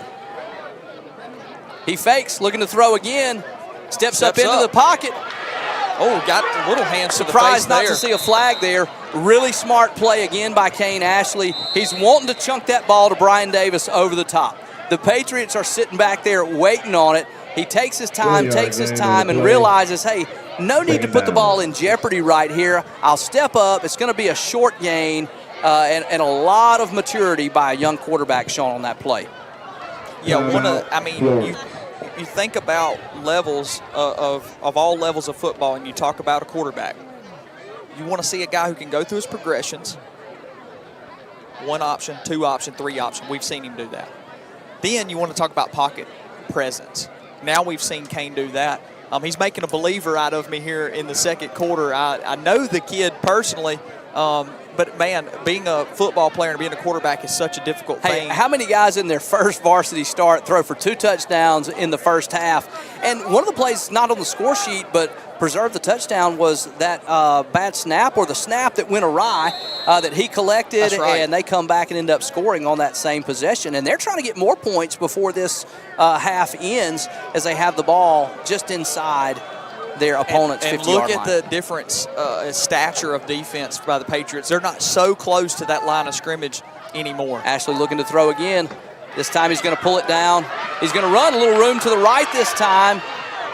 So he's going to be tackled there after another short gain. Again, a lot of maturity there as he's got 2 guys in the route. Can't find either one. Looks like they may. I can't. Yeah, they're going to decide if they're going to let this one run, or they're going to try. Oh yeah, they're going to try it one more time and send them all. See if we can get a play Just get somewhere, guys. Just get somewhere legal. You're going to send 3 guys deep. Here they go. Give him a little time.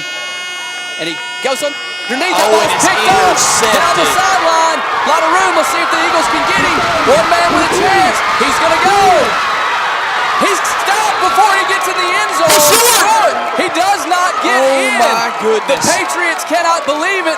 They're calling for the signal for the touchdown, but the officials say no. I can't believe it. They say he's caught before he gets to the goal line, and disaster narrowly averted by the Eagles as that ball is put in harm's way, but they will not pay the penalty, and we go into the half 14-0 for the Eagles. Look at this. Shout out to the defensive back there. Wow. He makes just as good of a read as you can on that play, and I just cannot believe. You think he's gone 82 with all kinds of effort there, hanging on for dear life, somehow gets him to the ground. Let's get that man's name called. Keegan Taylor. 82, Keegan Taylor with a touchdown-saving tackle that won't show up in the stat sheet for a tight end with a tackle, but that changes this game in a way that you can't even imagine. The difference in 14-0 and 14-7 at this current moment is way bigger than 7 points. In a game where you were behind, you weren't behind on the scoreboard, but you were behind in every statistical category that mattered until under 4 minutes to go in the second half. Well, we're going to stop talking because there are some ladies on the field, and I know that some of you important ladies more important want to than see us. them, so we're going to cut it to the halftime festivities.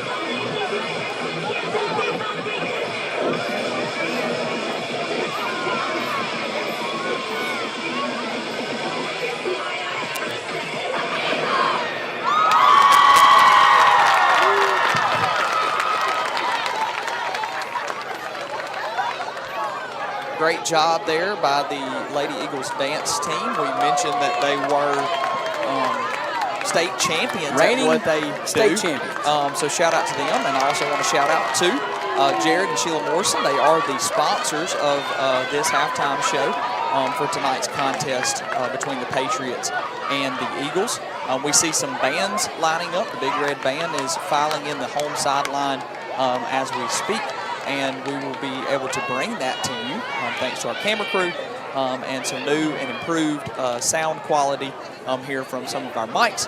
So stay tuned right here on the Eagle Sports Network for more halftime festivities.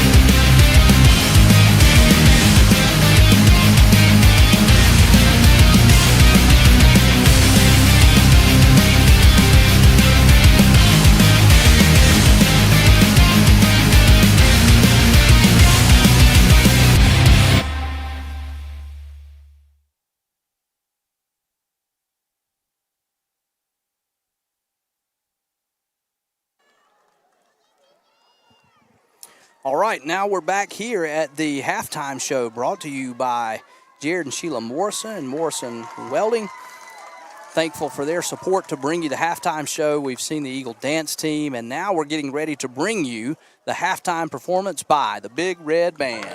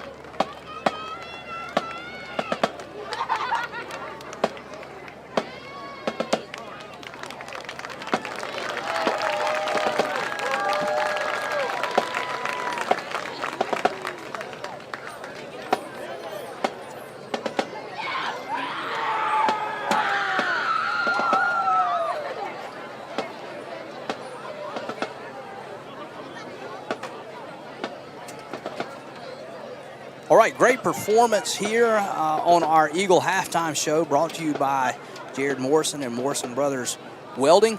We're going to take a break while the bands swap out here. When we come back, I believe we will get to bring you the Forest Hill Band as they prepare to take the field. We've made it out to the warehouse where we're carrying bentonite products for drilling applications. We're carrying absorbents for any kind of spill applications, traffic control products for any other traffic control needs you have. We even have pallets of water. So safety is a big thing for us here at ESI Supply. So come see any of our 8 employees and any of our 7 employees, and we'll be happy to help.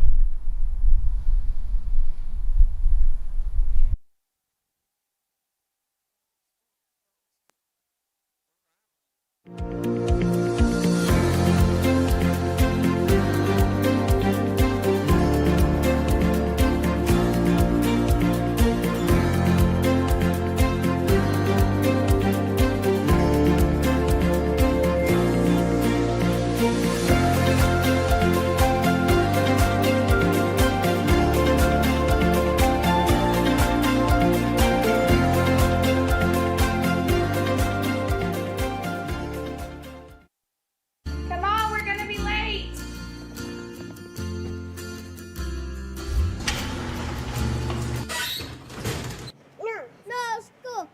When your garage door breaks, you don't just need fast, you need super fast. Call today and we'll send a certified garage technician to your home. Quality repairs done so fast, it's like nothing ever happened. They're not fast, they're super fast. Call today and we're on the way. For over 40 years, Strength Roofing and Siding has served the state of Mississippi. The attention to detail and quality remains unmatched. This is just the beginning of what's to come. Strength Roofing has dedicated their lives to serving you and not going to stop now. Whether it's residential or commercial roofing, nothing stands in the way of customer satisfaction. No gimmicks, just roofs, strength, roofing, and siding.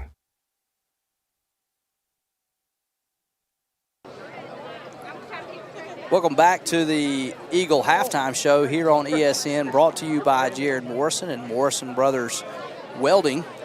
We're preparing to see the Forest Hill Band take the field right now, as they have been really making some great music during the game. We're on their sideline. They're keeping the excitement up. We just saw the Big Red Band from Florence as well as the Eagle Dance Team, and now we're prepared to take you to the field for the Patriot Band here at this halftime show brought to you by Jared Morrison and Morrison Brothers Welding.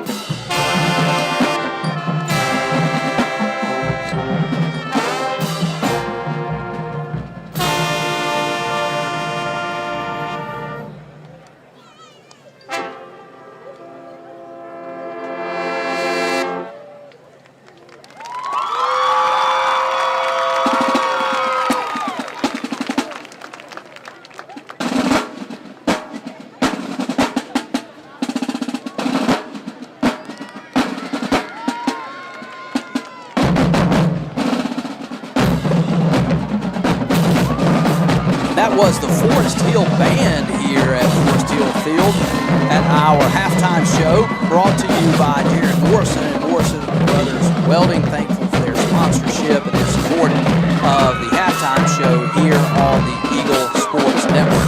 We're going to go and get you another word from our sponsors. We're just under 3 minutes left to go during this halftime show. We'll come back and bring you the beginning of the second half right here on the Eagle Sports Network.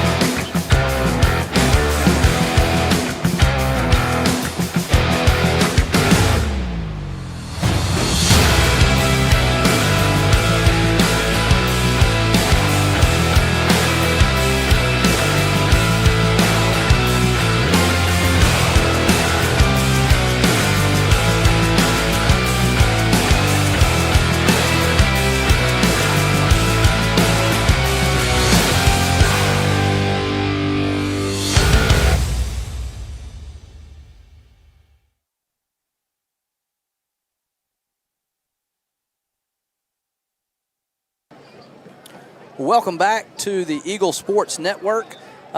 We are here at Forest Hill Field with the Eagles leading the Forest Hill Patriots 14-0. And this ball game started about as boring as a ball game can. That's right. The first quarter, not a lot happened. Most of the second quarter, not a lot happened. And all of a sudden, with a little under 5 minutes left to go in the second quarter, a football game broke out. And it was nonstop for those last 4 minutes. Ryan, give us a little recap of the first half of that football game. Yeah, right before we get into that, Florence football and Coach Davis and the Touchdown Club wants me to mention just a couple of folks that Florence football and some of the things and uniforms and things like that, Eagle Up, that couldn't happen without these sponsors, McGee Realty, Florence Family Dental, Jonathan Johnson State Farm, and Tanner Wilson Farm Bureau, and also 49 Car Wash. And thinking about the first half is exactly the way that you described it. It was a snooze fest until it wasn't, and you're going to see some replays roll through, and not a lot happened until this moment, which was set up by a Trip Smith recovered fumble on the mishandled snap.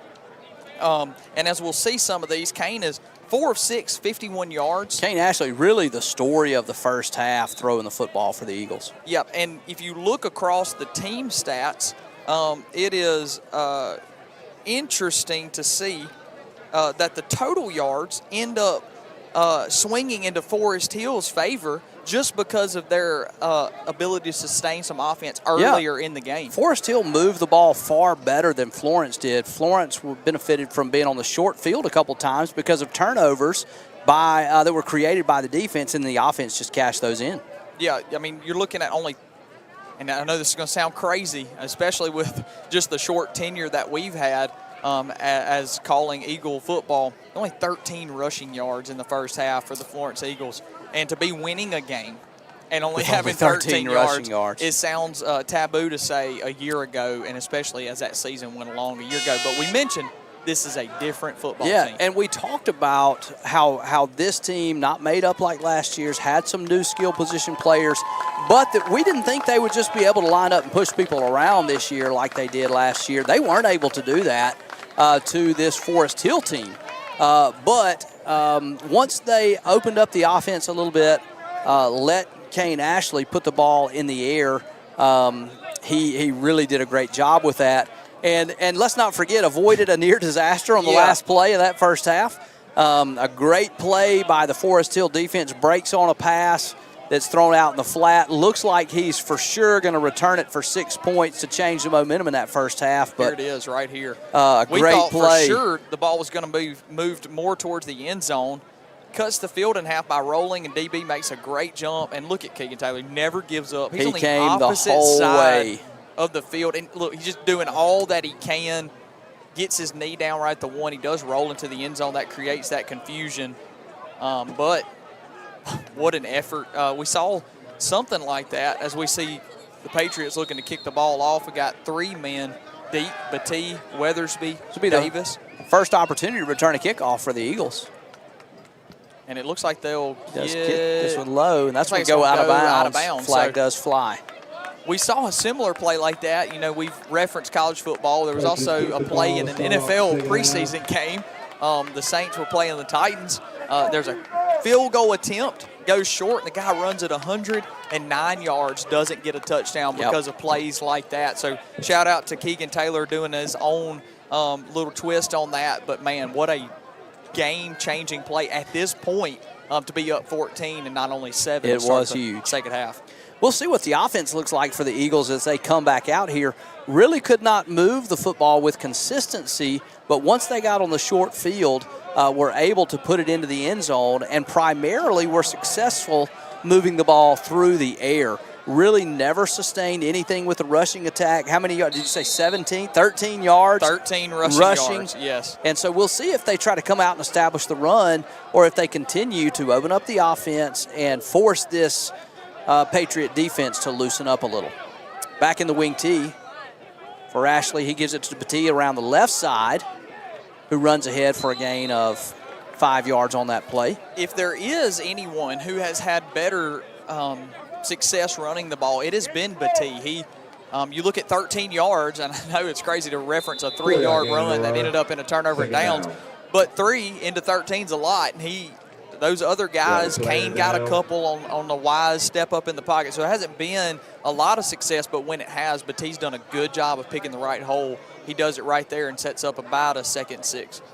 Got a Forest Hill defender who looks like he's got a cramp right here, and so we've got to pause in our action. Good luck to that young man. Confident that they will get him back up on his feet.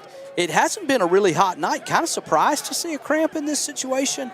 You can almost just assume it's early season. Yeah. The muscles starting.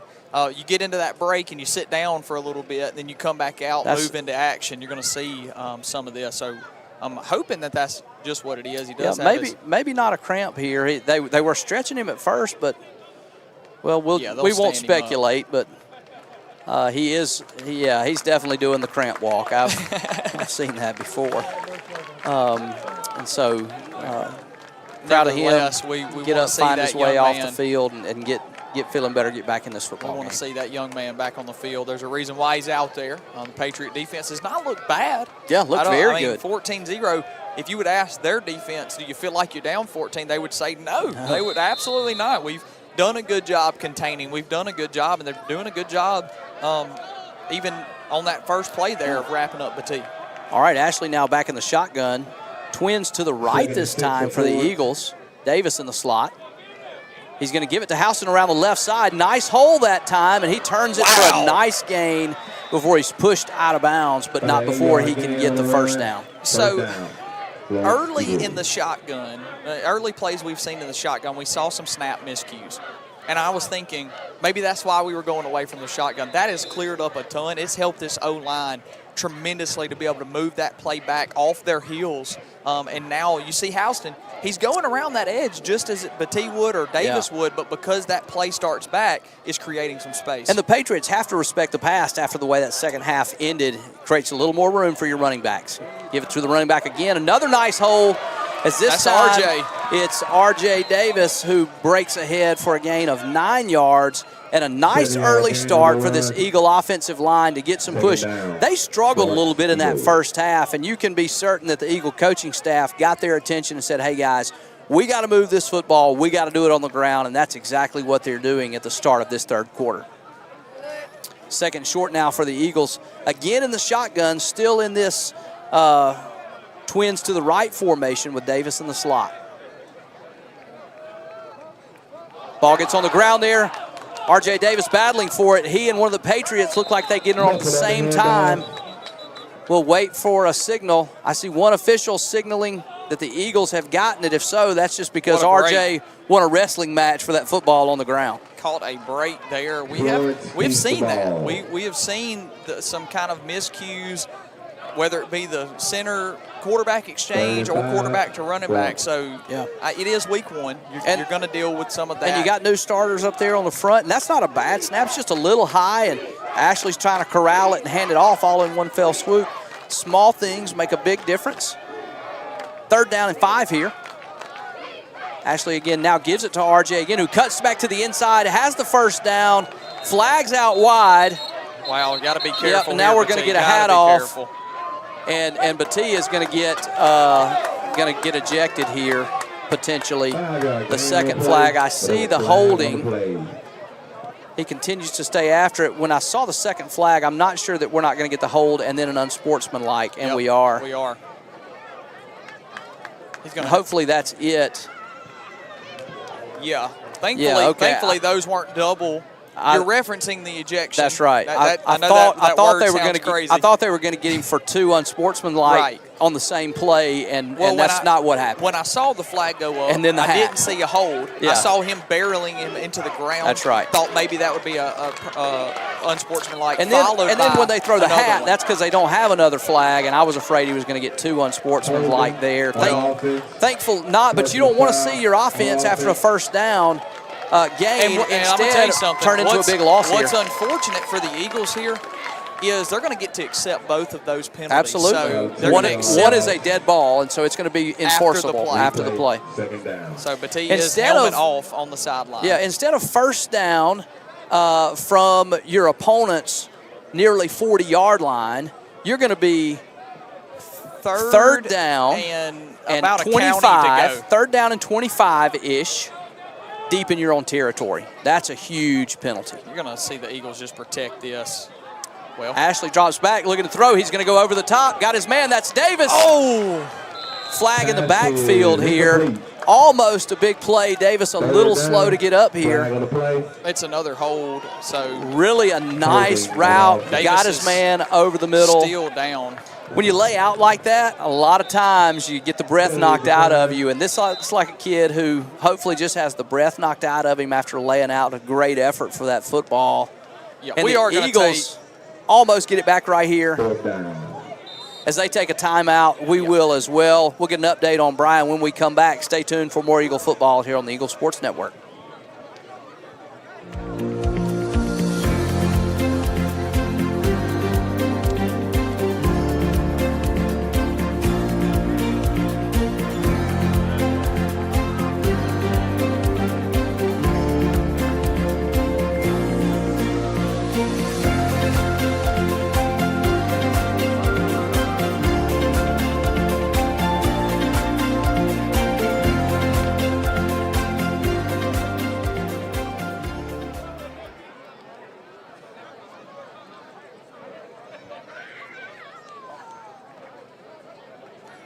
All right, welcome back to the Eagle Sports Network. 4th down and a country mile here for the Eagles. Punt team is out. Hayden Boykin has punted the ball in an incredible fashion early in this football game. Let's see if he can get off another good one here. He's flipped the field twice for the Eagles. This time they punt from just outside their 30-yard line. Rolls to the right, lots of pressure. He gets it off. It's another nice one. This one's going to be received. Ball's loose. Eagles have it. Eagles recover. Flag comes out. May have kick-catch interference here on Cam Page. Wow, that's a late flag. It does. He's got to give him a little room there. I think they may get the call right. Supposed to give him room. He steps up, and boy, it's just a bang-bang play. And they, I believe, are going to get kick-catch interference here. Yeah, he's on him before. He's got to have 2 yards to catch that football, and it looks like in real time it's a great play, but he gets there just a hair early. Can't fault the effort on anybody's part. Well, yeah, they're just marking off the penalty here. That penalty will be marked off from the spot of the foul, and so it will be Patriot football from their 44-yard line. Wow, Eagles almost steal another almost another big there. special teams play. We do see Batique come back out on defense. Hopefully he's got his head under control. I know Coach Davis is allowing him to use some of that aggression. Just have to funnel it in the right direction. We've talked a lot about that with this team. He's played really well tonight. Just want to see him be able to stay out there on the field. Whistles blow here as flags fly. Not sure if they got this one off. Oh, maybe too many men for the Eagles here. Looks like the Eagles had 11. Number 6, Rylan McFall was on there. A little miscommunication between he and someone else as he comes off. And that'll make it a 1st and 5 from midfield. Eagles just need to clean this half up a little bit. You're winning by 14. You got to compose yourself. And defense has played exceptionally all game. So you trust your defense here to continue to get another stop. 1st and 5. Shotgun again. He gives it to the running back this time. Big hole right up the middle. R.J. Davis cuts him down before that gain gets any bigger, but not before he gets a 1st down. R.J.'s played really well tonight. We've referenced him a couple times. He's laid some really good hits in some of those A and B gaps, but done a good job there of just tripping him up on what looked like it could have been into another level type of gain. So good job by RJ and the rest of the Eagle defense we keep referencing all night long. Another 1st down here for the Patriots. They stay in the same formation. Quarterback in the shotgun now takes a snap. Gives it to the running back, and he is stacked up immediately by Trip Smith, who comes around that edge and just blows up that play before it can ever get started. Trip Smith having a great game so far. Did some great things last season. Watch him blow by this edge. Unblocked, he goes straight to the football and makes a great play. Seems to be a miscommunication. We see it on the replay there by the left tackle, wondering whose assignment that is. I think he thinks that guard's going to come over and help him. Nobody does. I can tell you who did is nobody. Trip Smith saw a lane to the football, and he did the rest. Same formation again for the Eagles. I'm sorry, for the Patriots now. Quarterback looking to pass this time. Pressure again on his heels. He's going to be hit. That ball is incomplete, thrown out of bounds there. And great pursuit by the Eagle defense. Man, it was hard to see on this close sideline what exactly was happening down there. As they chased down the quarterback, put heavy pressure on him, put a hit on him, And that's going to bring up third down. I'll get to kind of watch this again with a different perspective. Now I can look down the field. That's a good job just to get that football off Yeah, by that quarterback. The Eagles are breathing down his neck. Third down and 14 here for the Patriots. Eagles with a big opportunity to get a stop. Maybe 4-down territory if you get a little bit of a gain here. Two backs in the backfield this time now. Low snap. Running back picks it up. He's got a nice hole. And he is cut down there just beyond the Eagles' 40-yard line.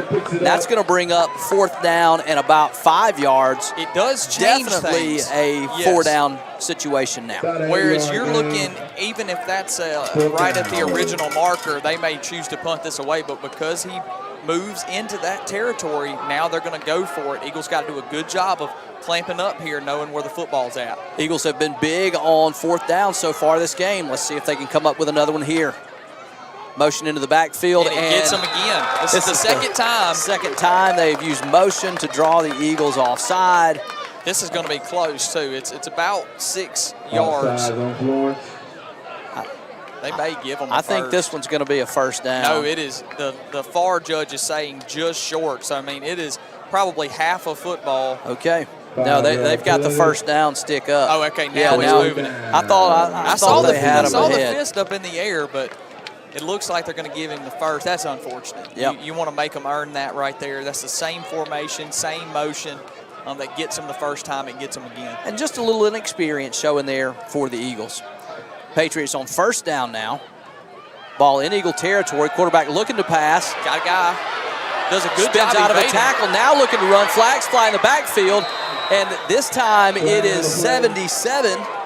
Going to get you a name. Cade Seals brings him down, and there's going to be a hold behind that play. And so we'll see if they take the penalty here, if they go ahead and take that sack. Great coverage down the field for the Eagles, as the quarterback has a lot of time, but they continue to keep pressure. Kason Harris can't quite get him there, and there you see the hold. The hold was on Seals. So he didn't hold him long enough. That's what that offensive lineman is going, he still got the sack. If I would have held him, he certainly wouldn't have gotten the sack. And so they do mark off the penalty yardage there, and that's going to move the Eagles back, but give them an opportunity to replay the first down. So the Eagles choose to take the distance there over the down. And I do. First down and 10. We've accredited the Eagle defense all night long. I want to accredit the Patriot quarterback as well. He's done such a good job of extending some of these plays. Doesn't work out for him there. Handoff goes up the middle. Turns out to be a good accepting of the penalty there. So you're thinking, right. what is this second play? What is this second down going to look like? Is he going to get that yardage back? They say, we'll take our chances. They don't. Ends up being a second and further. So good job by the coaching staff taking that penalty versus taking that short sack. Yeah, nice play by the Eagle defense. When you're in first and that long, you can play a little conservative, not sending a lot of pressure there, content to say, hey, we'll take 3 or 4 yards and a stop. And they do. Got a timeout on the field right here, officials timeout. And as they take a timeout, we will as well. Stay tuned for more Eagle football when we come back right here on the Eagle Sports Network.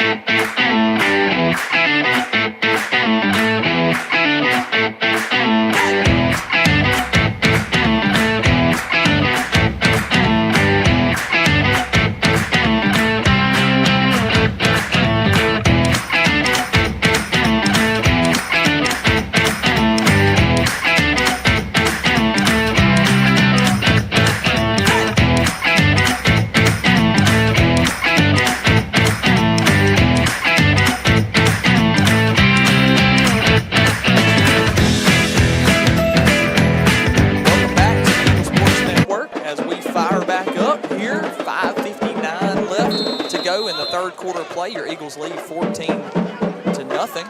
It is second and about 16 to go. Shotgun again with a split back. Another Eagle fumble defense snap. And bringing Trent Smith is pressure. all Smith in over the him. backfield again with a sack.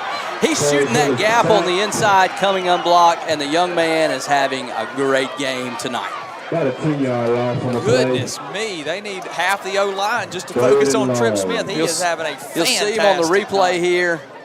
He steps to the inside. Nobody gets him. He's on the quarterback before the quarterback even knows he's there. Huge play by Trip Smith and the Eagle defense. I think Tripp is on to something there with that guard. It seems to be a little miscommunication between the left tackle and left guard on assignments, and he seems to be stepping through the inside and taking advantage of it. When he steps inside, the guard can't get over to him in time. The tackle's letting him go, and he's just taking advantage of that. Another flag now as we get an illegal formation, maybe an illegal shift. We got a couple of different signs by the white hat there. He was pump faking himself. He had illegal shift, illegal formation. We're going to call it an illegal procedure. That'll get us all covered. That's going to move the Patriots back 5 more yards. And now it is 3rd and nearly 30. Gets a ways back there.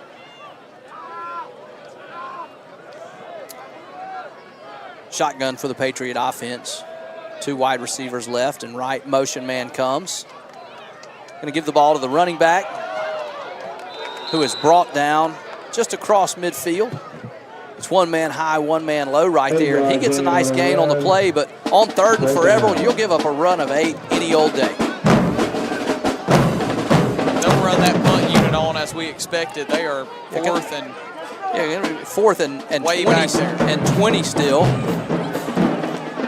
I think the punt, I mean, you'd be lucky to punt this for the first down. Brian is about 6-7 yards beyond where they would need that first down. So obvious choice for the Patriots here. And another good stop. I know there were a lot of penalties and such for the Patriots there, but the Eagle defense standing tall. Brian going to get a chance to return this one. Got room out to the right if he can get there, and he does. Morgan and they're getting for it. They're going to call that. They're going to call that an illegal blindside block, and that is an emphasis in football now. We got a little something extra going on the sidelines here. They go get him off. He catches that perfect, and in another generation of football, that's just a great block. But you can't do that anymore. You're supposed to give them at least 1 yard and a full step, but you'll see this on the replay. Morgan Weathersby coming in from the left side of your screen. He finds him. They're not going to let you. And you just can't get from that position. Get that block from that position. On the defensive player. They're not going to let you do that. That's right. They're deeming him unable to get the ball carrier. And due to player safety, they don't want anybody kind of taking those hits from the side where you can't see them, hence the name, blindside block. So we do want our players to be protected. Eagle offense is going to set up inside their own 20. So it's going to move way back. It is a hurtful penalty, but a penalty that is for the greater good, if you will, in football. Just one of those things players have to learn, and it's hard to do when you've been playing football all those years. That's a highlight reel play that you're waiting on. You see it coming. It's a block you want to make, but it's the kind of thing that you're trying to take out of the game, and it's just going to take time for players to realize that flag's going to come because it hasn't for a long time, and now it's the kind of thing that they're emphasizing. So going to be first down for the Eagles around their own 15-yard line. See if the offense can come out and establish themselves on this drive. They did establish the run really nicely on that first drive. Just stalled out a little after some miscues handling the football. Back in that wing T formation. They give it to the up back. There's good strong run. Not going to be a run. Couldn't tell if that was A. Smith. A lot of yardage. Looks like it's RJ. Yeah, that was RJ. Second down. Going to be a gain of about 4 yards there. So that gives them a little bit of room. They're right around the 19-yard line. I'd like to see them go back into that shotgun here, second medium to almost long. It looks like they will. So we'll see what the Eagles do here. About second, 7, 6 to go. Ashley takes the snap, going to give it to RJ again. Room off the left side, cuts it up this time. Nice hole and a really nice cut by RJ Davis as he turns that football north and south, puts his head down and gets a first down. Tonight's first downs you see in the bottom right of your screen are brought to you by McGee Realty Services, and we love to call those out because first downs are good for our offense. You see RJ makes the right cut at the right time. He has a chance to bounce that, probably loses yardage if he tries. Forest Hill's got some speed on defense, uses his O-line's leverage, bounces it up the middle, first down for the Eagles. Eagles in the shotgun again. This time they give it to Houston off the left side. Same play. He cuts it up again and has another nice gain. And we're seeing the Eagles now go back to that running attack just like they did in their first drive of this third quarter. Let's see if they can continue to sustain it. Really, they hurt themselves on their first possession, put the ball on the ground, were able to recover, and that stalled their drive out. Had some penalties that hurt them, and we'll see if they can just continue to run this football. Now second and short from their 35-yard line. And what I loved about Houston's run right there was the patience, and that's not something, as you see, don't want to talk in the middle of this play, but T gets the ball, he's got some space around the edge, he'll be brought down, but not before he gets another McGee Realty Services first down. But patient running is not something you've had to see from a lot when you've had a unit like Xavion Quick. So he could go through some of these guys and not wait on blocks. Houston does a good job of saying, I'm not Zay Quick, I'm a big guy, but I want to use my blockers, and he does it well. And now the Eagles are starting to get rolling here in this run game. Back in the shotgun for Ashley. Nope, going to go back under center here in the wing T. Keegan Cooper split out wide. Going to give it to Davis around the left side, who cuts it up inside. And he's going to have another nice gain on first down. We mentioned on the first drive, it's just a much better job executing by this Florence Eagle offensive line so far here in this second half. In the first half, that Patriot defense was getting a lot of penetration. They seem to have resolved that, and the Eagle offensive line getting a little more push here in this second half. It's Hemphill split out wide to the left this time, as Ashley will go back under center. Battie in motion, they give it off the left side. Flags fly. Get a penalty here. I mean, Big Kate Seals is at the Patriot. You're going to get a hold on the Eagles here. He is running them all the way down the field. And this penalty is not going to be on him. It was back at the line of scrimmage, and this is going to move the Eagles back, put them something that this third quarter has just riddled the Eagles with, and that's self-inflicted wounds. We talk about how well they're running the ball. We talked about coming out of it into this half, how interesting it was that the Eagles had 13 rushing yards and 14 points. You would think it would not be the case because this is predominantly what we've known as a running team. Well, now that they're running the ball, they can't seem to score. So we got to stop, second and long here to go. So we'll see how the Eagles can crawl back into this drive and make sure that we don't lose it here due to some penalties. Back in the shotgun now for the Eagles. Two wide receivers to Ashley's right, as well as a running back. Now whistles blow. And I think we're going to get a play clock reset. And it looks like we may have a timeout here by the Eagles. Still awaiting a signal. It is a timeout, Eagles. Coach Davis contending that he didn't call that, but it has been awarded nonetheless. And so as they take a timeout, we will as well. Stay tuned for more Eagle football when we come back right here on the Eagle Sports Network. Where we're carrying bentonite products for drilling applications. We're carrying absorbents for any kind of spill applications. Traffic control products for any other traffic control needs you have. We even have pallets of water. So safety is a big thing for us here at ESI Supply. So come see any of our 8 employees, any of our 7 employees, and we'll be happy to help.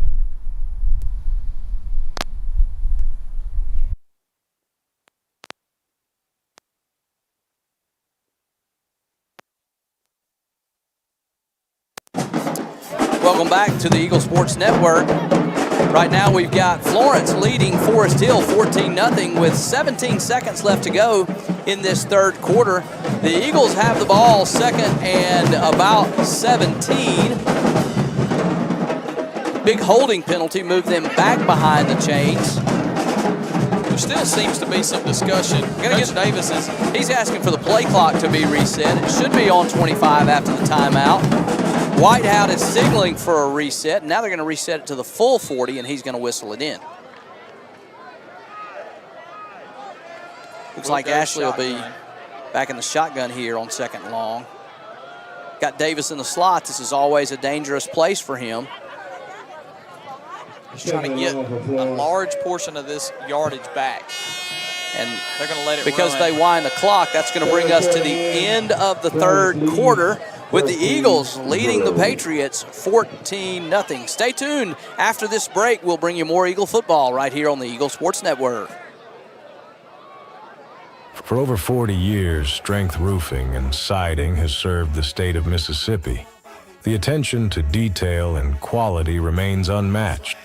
This is just the beginning of what's to come. Strength Roofing has dedicated their lives to serving you and not going to stop now.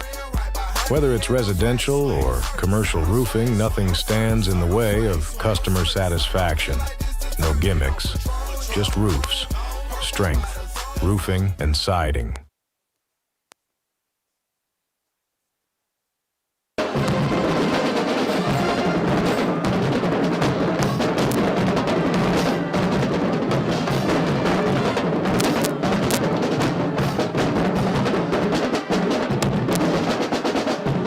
Welcome back. Just concluded the end of the third quarter. As you can see, well, our graphics wrong. Florence is winning 14-0. Rest easy, Eagle fans. and by the magic of technology, now we're right. 14-0 Eagles. We like that better. Yeah, huge shout out to ESI Supply. I'm looking at some of our comments. Y'all love that commercial there. We love our sponsors. We love that they make our stream interesting by some of those commercials. But what we want to see right now is this offense convert what is a second very long, just trying to get it back here. Ashley in the shotgun. Davis in the slot again. He's looking for him as Ashley's going to throw it out to the left. That's incomplete, but flags fly in the backfield. Expecting to get another holding call here. It has been a struggle back there. I would look to see them decline this. Yeah, I expect them to go ahead and take this incomplete pass and lose the down. Not much more distance that you really need to gain. We'll see if the Patriots agree. Man, it thought thinking for a moment, yeah, they're going to mark this off. They're going to bring up a second even longer. Interesting, I would go third really long and force Florence to throw the ball if they want. But I guess field position with the way the Patriot offense has been is, well, if I can get them to punt it from back there, we've seen Boykin. He has hammered 60 them yards, so I guess getting further back is a win for the Patriots. We'll see how it plays out. Another down, though, for the Eagles. See if they can get a play off without a penalty here. Same formation again. Ashley in the shotgun, twins to his right. It's Weathersby in motion. They swing it out to Weathersby. That pass is behind him, but collected, and Weathersby's going to go up the sidelines there and have a nice gain on the play as he really accelerates up that sideline. Now, that does change things. It does two things. You don't want to give that up if you're Forest Hill, because now this looks like a traditional third and 10.5, but they don't take that. Eagles run that play. It's a first down. So third and long, Eagles do a good job cutting that in half. Finally get to see Weathersby speed a little bit in some space, throw just behind him. May hang him up just a little bit, but nevertheless, it was a good game. Yeah, you really see his ability to accelerate up that sideline. Big third down play. Eagles want to convert this, try to keep this football and keep this clock moving. Ashley slides out to his right. Still looking, got time, pulls it down. Cox now throws back across his body to Davis, who makes a man miss. He's got some room out speed. to the left side, still on his feet. At the 40, he's dancing, goes down there, but not before he gets the first down. That's a nice play by quarterback and receiver there. Kane Ashley showing a lot of patience, a lot of presence, throws it with a man bearing down on him, finds Brian Davis across, who makes one miss and then just goes and does the rest. And that keeps the chains moving and the clock moving for this Eagle offense. A couple of things, the patience by Kane, let the play develop, but also the unwillingness to try to do too much. He throws that ball on this side of him. If it's incomplete, it's incomplete, not in harm's danger, and then Brian Davis unselfishly falls down. R.J. Davis with a run off the right side, this time breaking tackles, still charging ahead. And now we see the Eagles showing that they can run the ball, and it looks like R.J. with a little cramp going here. Eagle offense has been effective here in this second half when they have been able to not have flags thrown against them. To see the nice cut by RJ as he's running a little zone play, a little read to the outside, and as that end comes up to set the corner, he puts his foot in the ground, turns north and south, and has a nice gain of about 8 on the play. 2nd down and 2 for the Eagles. Eagles again up 14-0, under 10 now here in this 4th quarter. Under center, Houston in the backfield. False start there by Petit. Yeah, get motion there by the Eagles, flags fly, and it's going to move them back again. Instead of a 2nd short, and that's going to be back to 2nd long. And that's one of those that's really frustrating because the Eagles don't want to pass this ball again for the rest of the game. They would be just as content. I thought maybe in my head, 2nd and short, maybe you take a shot, but they bring out wing T. They want to run. They want to continue to see this clock. And don't forget the formation we saw the Florence offense come out in. I think if they get another 1st down here on this drive, I think you may see them go back into that power I and really try to grind out this clock. Back to the shotgun now on 2nd and long. They give it to Houston, who charges ahead. He's in the open field. He makes this one at the 10, the 5, the touchdown. Jaden Houston with a nice cut in through the middle of the defense, shows his speed to take it to the house, and the Eagles go up 20-0 here against Florence Hill. Watch this replay. Beautiful cut up through the middle of the defense. Nice block by the offensive line. I didn't get a number right there. May have been Cade Sills. Takes a guy off his feet. Springs Jaden Houston, who takes it to the Houston. Wow, man. Seeing one move down the field like that is so familiar. And Houston does his own little spin on it, kind of jumping and hurdling and using some speed.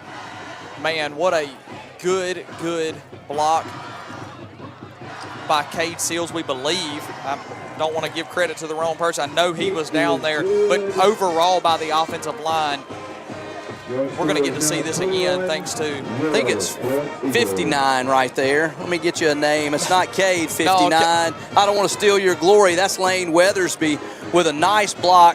He's pulling from the left side, comes around, picks up a linebacker, takes him off his feet, and there goes Jaden Houston. 21-0 Eagles after that point after touchdown by Hayden Boykin. That was just what the doctor ordered for the Florence Eagles here. With 9:02 left in the 4th quarter, they go up 3 scores, 21-0. I'm thinking through this kickoff right now as we're seeing the team run out onto the field. 9:02 is a lot. It ticks the wrong way if you don't have the ball. I wouldn't be surprised to see if the Eagles don't try to steal one back here. We've seen they don't want them to return. Patriots have athletes all over this field. We've seen them scoop that punt up, run it for 20 or so yards. I'm interested to see how they handle this. Eagles have gotten 2. May squib this one here. It's back up on the tee.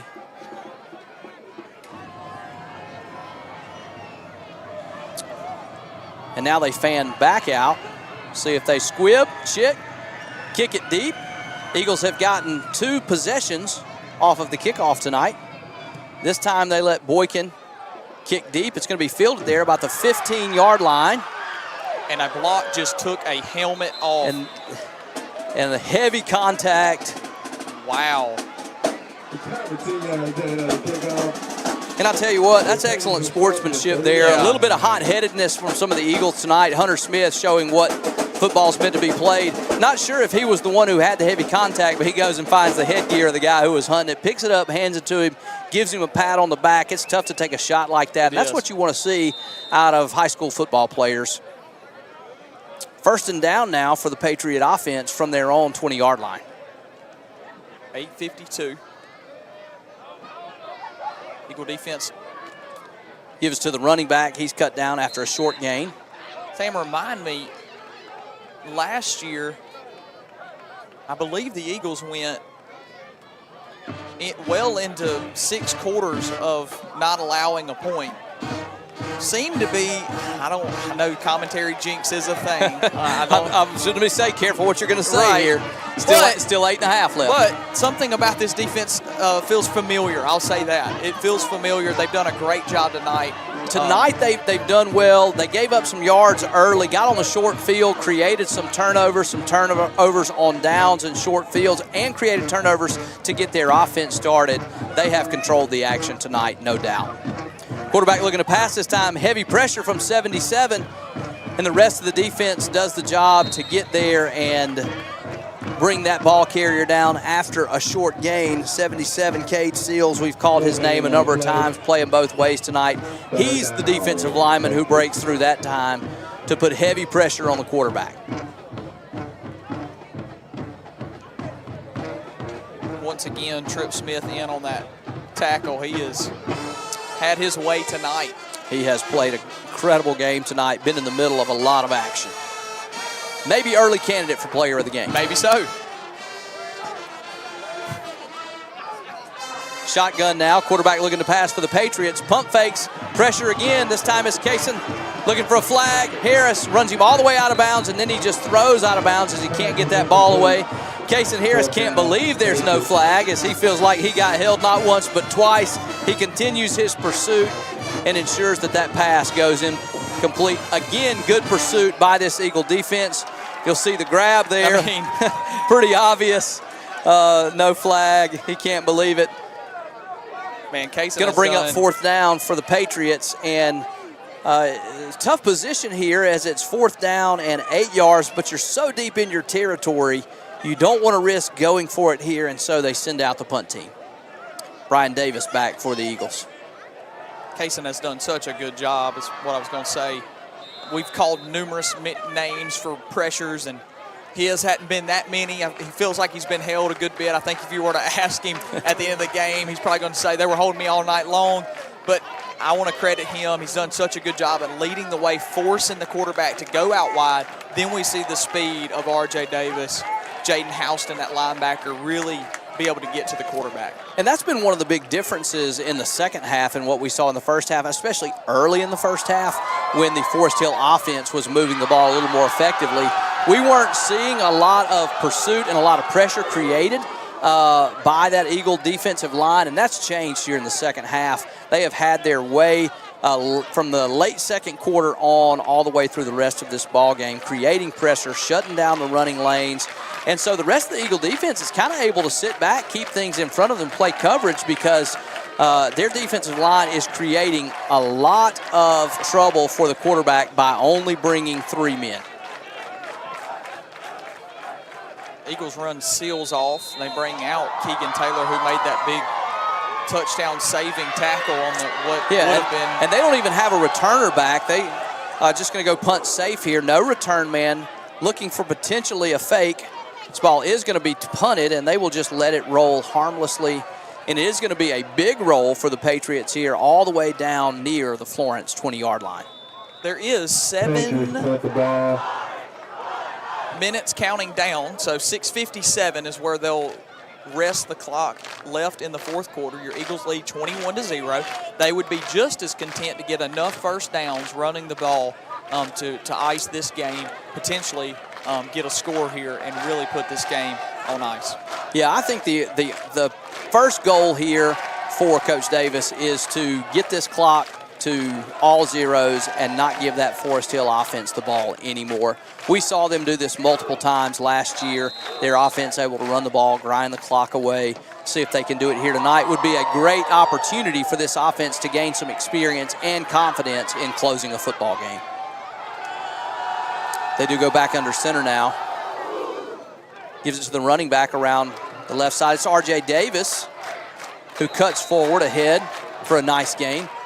We've talked about the patience of the Eagle running backs. You see it on display again there as RJ just lets those blockers work, kind of stretches out, and then when he finds a little gap, then he puts his foot in the ground and cuts north and south.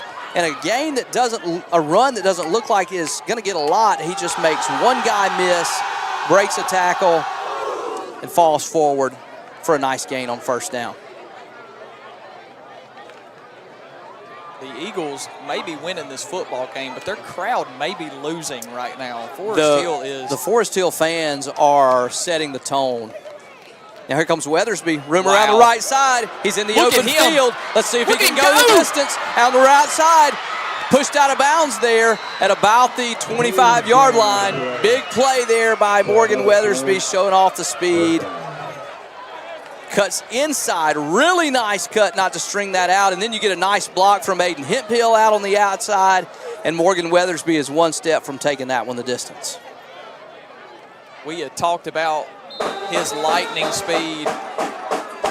Going to be an official's timeout here as they get this ball set where they marked him out of bounds. It looks like he's standing at about the 23-yard line is where they'll get Morgan out. We've talked about the speed. It's one thing to talk about it. It's another one to see it. I know we haven't called Brian's name a lot on offense. He's done a fantastic job on defense. I am sure that we will see his speed on display in offense. It's just been a tough night overall for the Eagles. Kind of getting things rolling. It's only happened in spurts. We saw it at the end of the first half. We're seeing it now, now that we're in the closing moments of this game. But the Eagles doing all that they can to get their playmakers the ball, and we see it right there with Morgan. Yeah, and the running attack has really come on here. We have selected our player of the game for tonight, and we'll bring that to you in a few minutes. And so lots of candidates tonight. I think Trip Smith could be a candidate. I think that Kane Ashley could be a candidate. Anybody who's going to come out here and play quarterback and play it the way that he has should be a candidate. And there's several other players on that defensive side of the ball that could be candidates. RJ's been everywhere running the ball, making tackles. Houston with a big breaking touchdown and also some tackles. So I love when player of the game's hard to give out. That's right. So lots of good choices tonight for the Eagles. Ashley now under center. He gives it to RJ, who's going to be brought down for no gain. Maybe a gain of one there. Eagles content to let this clock run. It's now going to run down inside of 5 minutes before it'll be snapped again.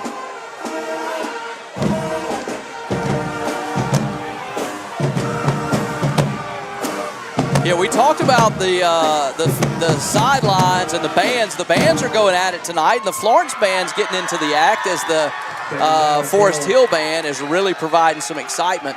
Let's see if the Big Red band can play them something back. Back to the field now. Ashley under center. This time it is Davis around the end who stretches it out, breaks ahead, breaks a tackle, and then is pushed out of bounds there about the 10-yard line. He's going to have, I believe, another first down. The only thing Coach Davis would say to him on that is get down in bounds, keep this clock running. I think that's what Davis was trying to do as he made the last man miss, and the defender just carried him out of bounds now. Okay. They're going to let this one run. He did. If I'm the home clock operator, I don't blame him. and maybe that's there. Sometimes there are rule changes year to year. Maybe that's a rule change. Maybe it doesn't stop out of bounds until certain times. If so, that's a new one for me. But ball's loose. Kane Ashley does a great job diving and covering on it right there. We've seen Kane get a couple of footballs back tonight after struggling to hang on to it and get that exchange. It's what happens sometimes after those shotgun exchanges. Under center this time, he can't quite get it out there, trying to give it to Davis on the other side. And Kane Ashley does a great job getting back on that football. Yeah, he has been timely as far as handling some of those miscues. It very well could change the complexion of a game when you start some of those handoffs go the other way. We've seen it happen to the Patriots. Miscue, trip falls on it, and all of a sudden the game swings. So Kane doing a good job of just covering it up. Gives it to Houston this time, who cuts straight ahead. He's still on his feet.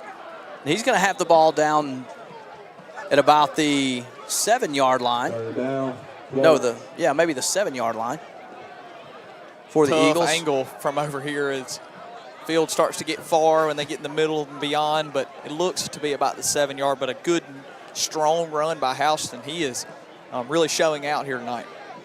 Yeah, the Eagles hated they didn't have him last year. This opportunity to show what he can do here on the football field.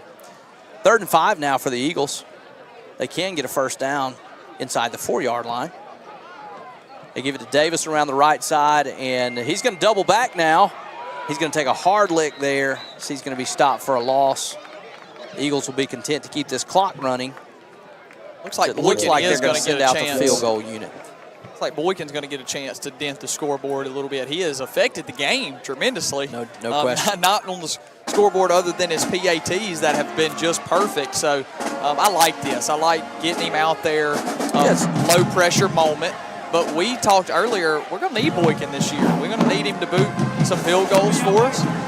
It's great experience here for not only the kicker, but for the snapper and the placeholder. Sorry, the snapper and the holder. And that is good. Boykin puts it up and through. And now the Eagles go up 24-0 here at South Jackson Field over the Forest Hill Patriots. I'll tell you what, let's get a quick timeout here and get you one last word from our commercial sponsor. Stay tuned and we'll bring you the conclusion of the Eagles and Patriots right here on the Eagle Sports Network.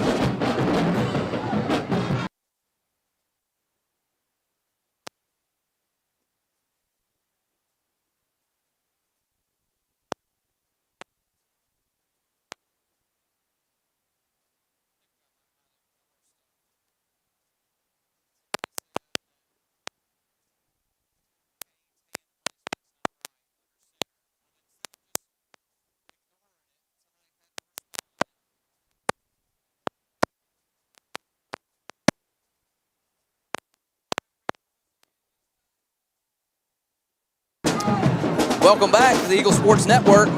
Eagles up 24-0 here with 2 minutes and 4 seconds left to go in this football game. Looking to kick this one off and put it on ice. Boykin with the ball on the tee. He will angle this one across to the far sideline. It's going to bounce there. Ball still in bounds. It's staying in. And eventually goes out of bounds just before it can be collected by, I believe Batee was down there, almost had a chance to scoop that one up. Beautiful execution on that kick across the field by Boykin. He does it perfectly, and if that ball takes one more hop in bounds, the Eagles are going to get it back again. We talked about the different ways that he can kick the football off, the weapon that he is, and the opportunities that it brings to your team to steal extra possessions. The Eagles have stolen 2 already tonight, almost got a 3rd right there. We're going to see some new faces now on the Eagle defense. McFall comes out. Riley McFall, number 6, you'll see there. I think he is the lone new face out there, but maybe there's somebody on the far side. Yeah, I think it's a 20, maybe 24 out there. 29, Colson, 29 out there. It's going to be Bryce Newell. So I want to get. Got a couple new cornerbacks out there. See a handoff here, moving to the left side of the field. Good hard running. All right, well, we've got a break in the action right now. We're going to bring you our temp staff player of the game, and you'll see this graphic pop up on your screen. Tonight's player of the game, sponsored by Temp Staff, is Trip Smith, who's had a huge game on defense. Huge game. Couple of forced fumbles, fumble recovery. That's right. And at a time when this game was still very much in jeopardy, Trip Smith made the plays to get the ball back into his offense's hands so that they could control this game. Congratulations to Trip Smith, our Temp Staff player of the game. There, we had talked about how the competition was thick for tonight's Temp Staff player of the game, but you mentioned it, and I think the thing that sticks out to me is it's having a hard time getting the running back down there. I'm just glad to see that come to a peaceful resolution. That can get frustrating when somebody's grabbing a hold of you. The score is 24-0. I just looked down and saw what you're looking at. It is 24-0. Boykin's field goal was good, but there were so many people we could have considered for player of the game. But Tripp, in a time where the game could have gone either way, he steps up and makes a play. So congratulations to him. About 50 seconds left, counting down, before the Eagles close this one out. Handoff up the middle. Forest Hill doing a good job running here late. McFall with that club on's having a hard time bringing him down, but he does come down. Not before he gets to about the 32-yard line. Hey, want to give a shout out to some of our Forest Hill fans that we've had the opportunity to share the sideline with. If we can get a shot of them here, right in front of us, they have been cheering on their team all night long. They've been rocking with the band, and they are out here cheering their team, doing a great job. As you see the crowd, there they are, right there. Wave at them, right over there. Wave at the camera. There you are, live. Streaming all over the world right here on the Eagle Sports Network. Yep, that's you right there. They didn't believe us. Exciting times for high school football fans all over the country. They're out here. Got a better shot of them right here. Cheering their team on, and they've had a lot of good things to cheer for tonight for the Patriots. Forest Hill has played a good game tonight. A few miscues, especially the turnovers, hurt them, but their team has performed well. Well, I want to say this about it. We talked about pregame, what to expect. I said wipe the slate clean. I'm glad I did when it comes to Forest Hill. They have, listen, wow, it almost connects right there for a big play, but losing 57-0 is not anything anyone wants to experience. They've come out, and yes, this Florence Eagle team looks different, but as we recall, that was not a very competitive Patriot team we watched on our turf last year. This is a competitive team. Now, the score is not obviously what they wanted, but they got to be proud of how they played, especially moving the football and coming up with tackles and defensive stops. And they want to put this ball in the end zone. They're not giving up. They just threw a ball in the end zone that really should have been caught right there. Receiver kind of goes up with one. If he goes up with two and catches that ball, they get on the scoreboard here, and so they definitely want to do that to show that, hey, we're here to play. We put points on the board, and they're going to wing this ball again if he can get it off. 20 that time, can't quite wrap it up. That's Ryland Gordon, almost had his first sack of his young freshman season. Lets him get away right there, and the quarterback's going to turn that one into a fourth down. He's going to get still stopped behind the line of scrimmage, but that's Ryland Gordon, a freshman, getting some playing time here late in this football game. And Ryland is sick that he doesn't have his first sack, but great job by him. You'll see him come off right here. Nice move, breaks inside, and he's got everything that he wants. Next time, he'll make that play without a doubt. That's right. Shout out to Ryland being on the field. Big opportunity for him. Excited to call his name. Now you see the Florence Eagle defense. 4 men lined up at about the 5-yard line, expecting this ball to go in the end zone. Eagle defensive front will be bringing everybody here, trying to get to this quarterback in a hurry. That ball is caught. He's going to be tackled there. They didn't run at about the 15-yard line. And that's going to bring us to the end of the ball game tonight as your Florence Eagles bring the win home 24-0 over the Forest Hill Patriots.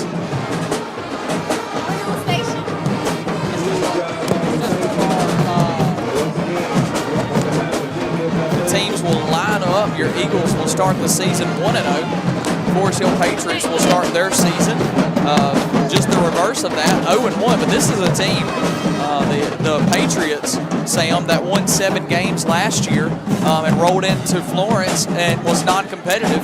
They have to be excited. I mean, I know some of them dropped and had their helmets off, and that's disappointing, but at the same time, you got to be encouraged with these people in front of us, this home crowd.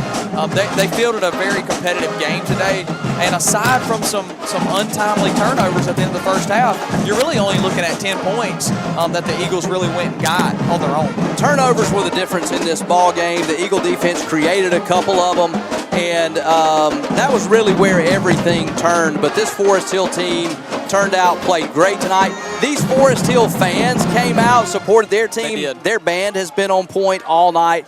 The fans were great to get to sit with tonight, took great care of us. They did. And it was really just a great kickoff to the football season. So shout out to our friends at Forest Hill, but also shout out to your Florence Eagles, who start this young season 1-0. You're seeing some of the exciting replays of the highlights tonight. Kane Ashley in his first varsity start, throwing for 2 touchdowns at a time when the offense had nothing to go to. They could not move the ball on the ground. Kane Ashley puts the ball in the air and is able to put this team moving forward. You see Jaden Houston taking one to the house there.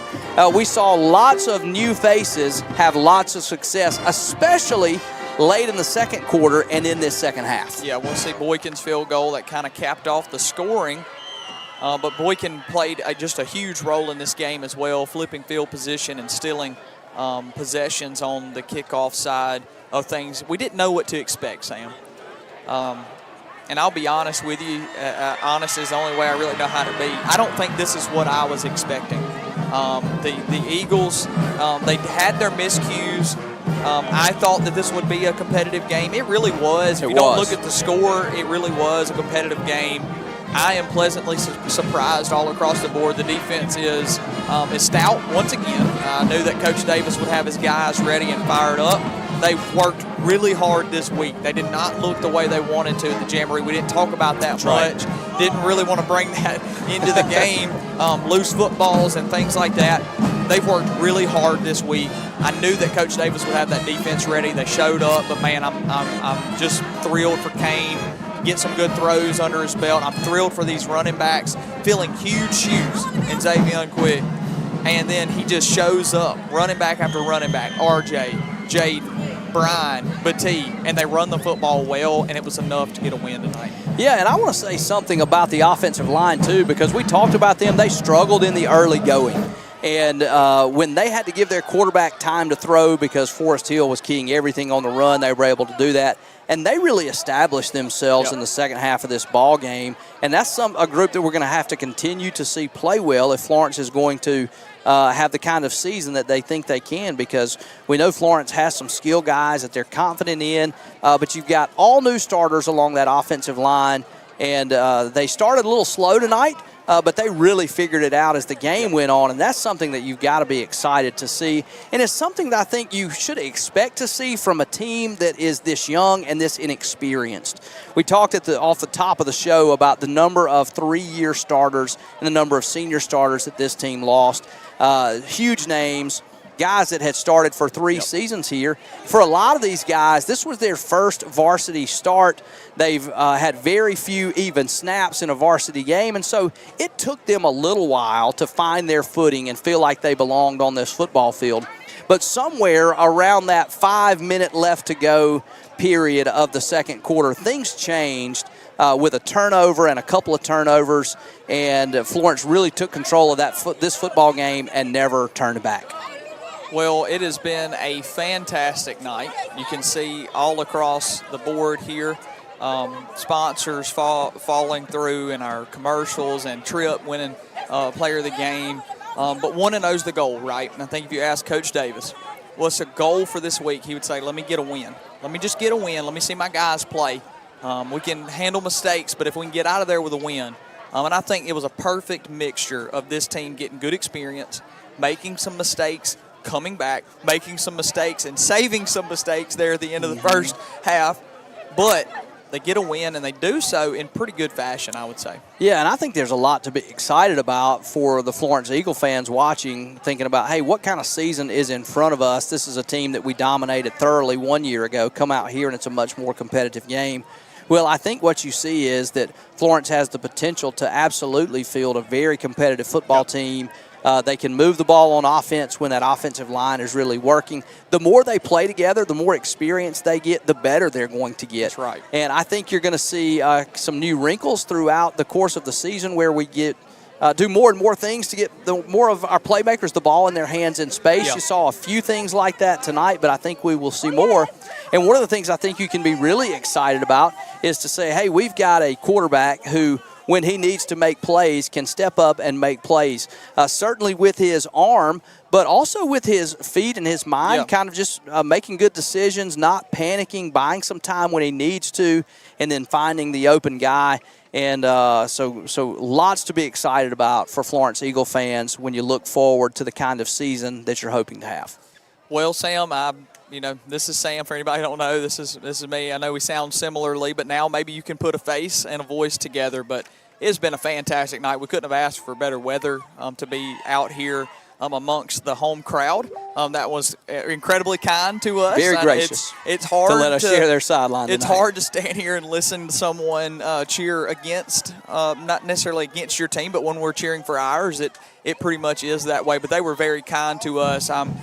Huge shout out to Forest Hill High School and their facility and hosting us and nothing but kindness. And that pretty much puts a close on our night.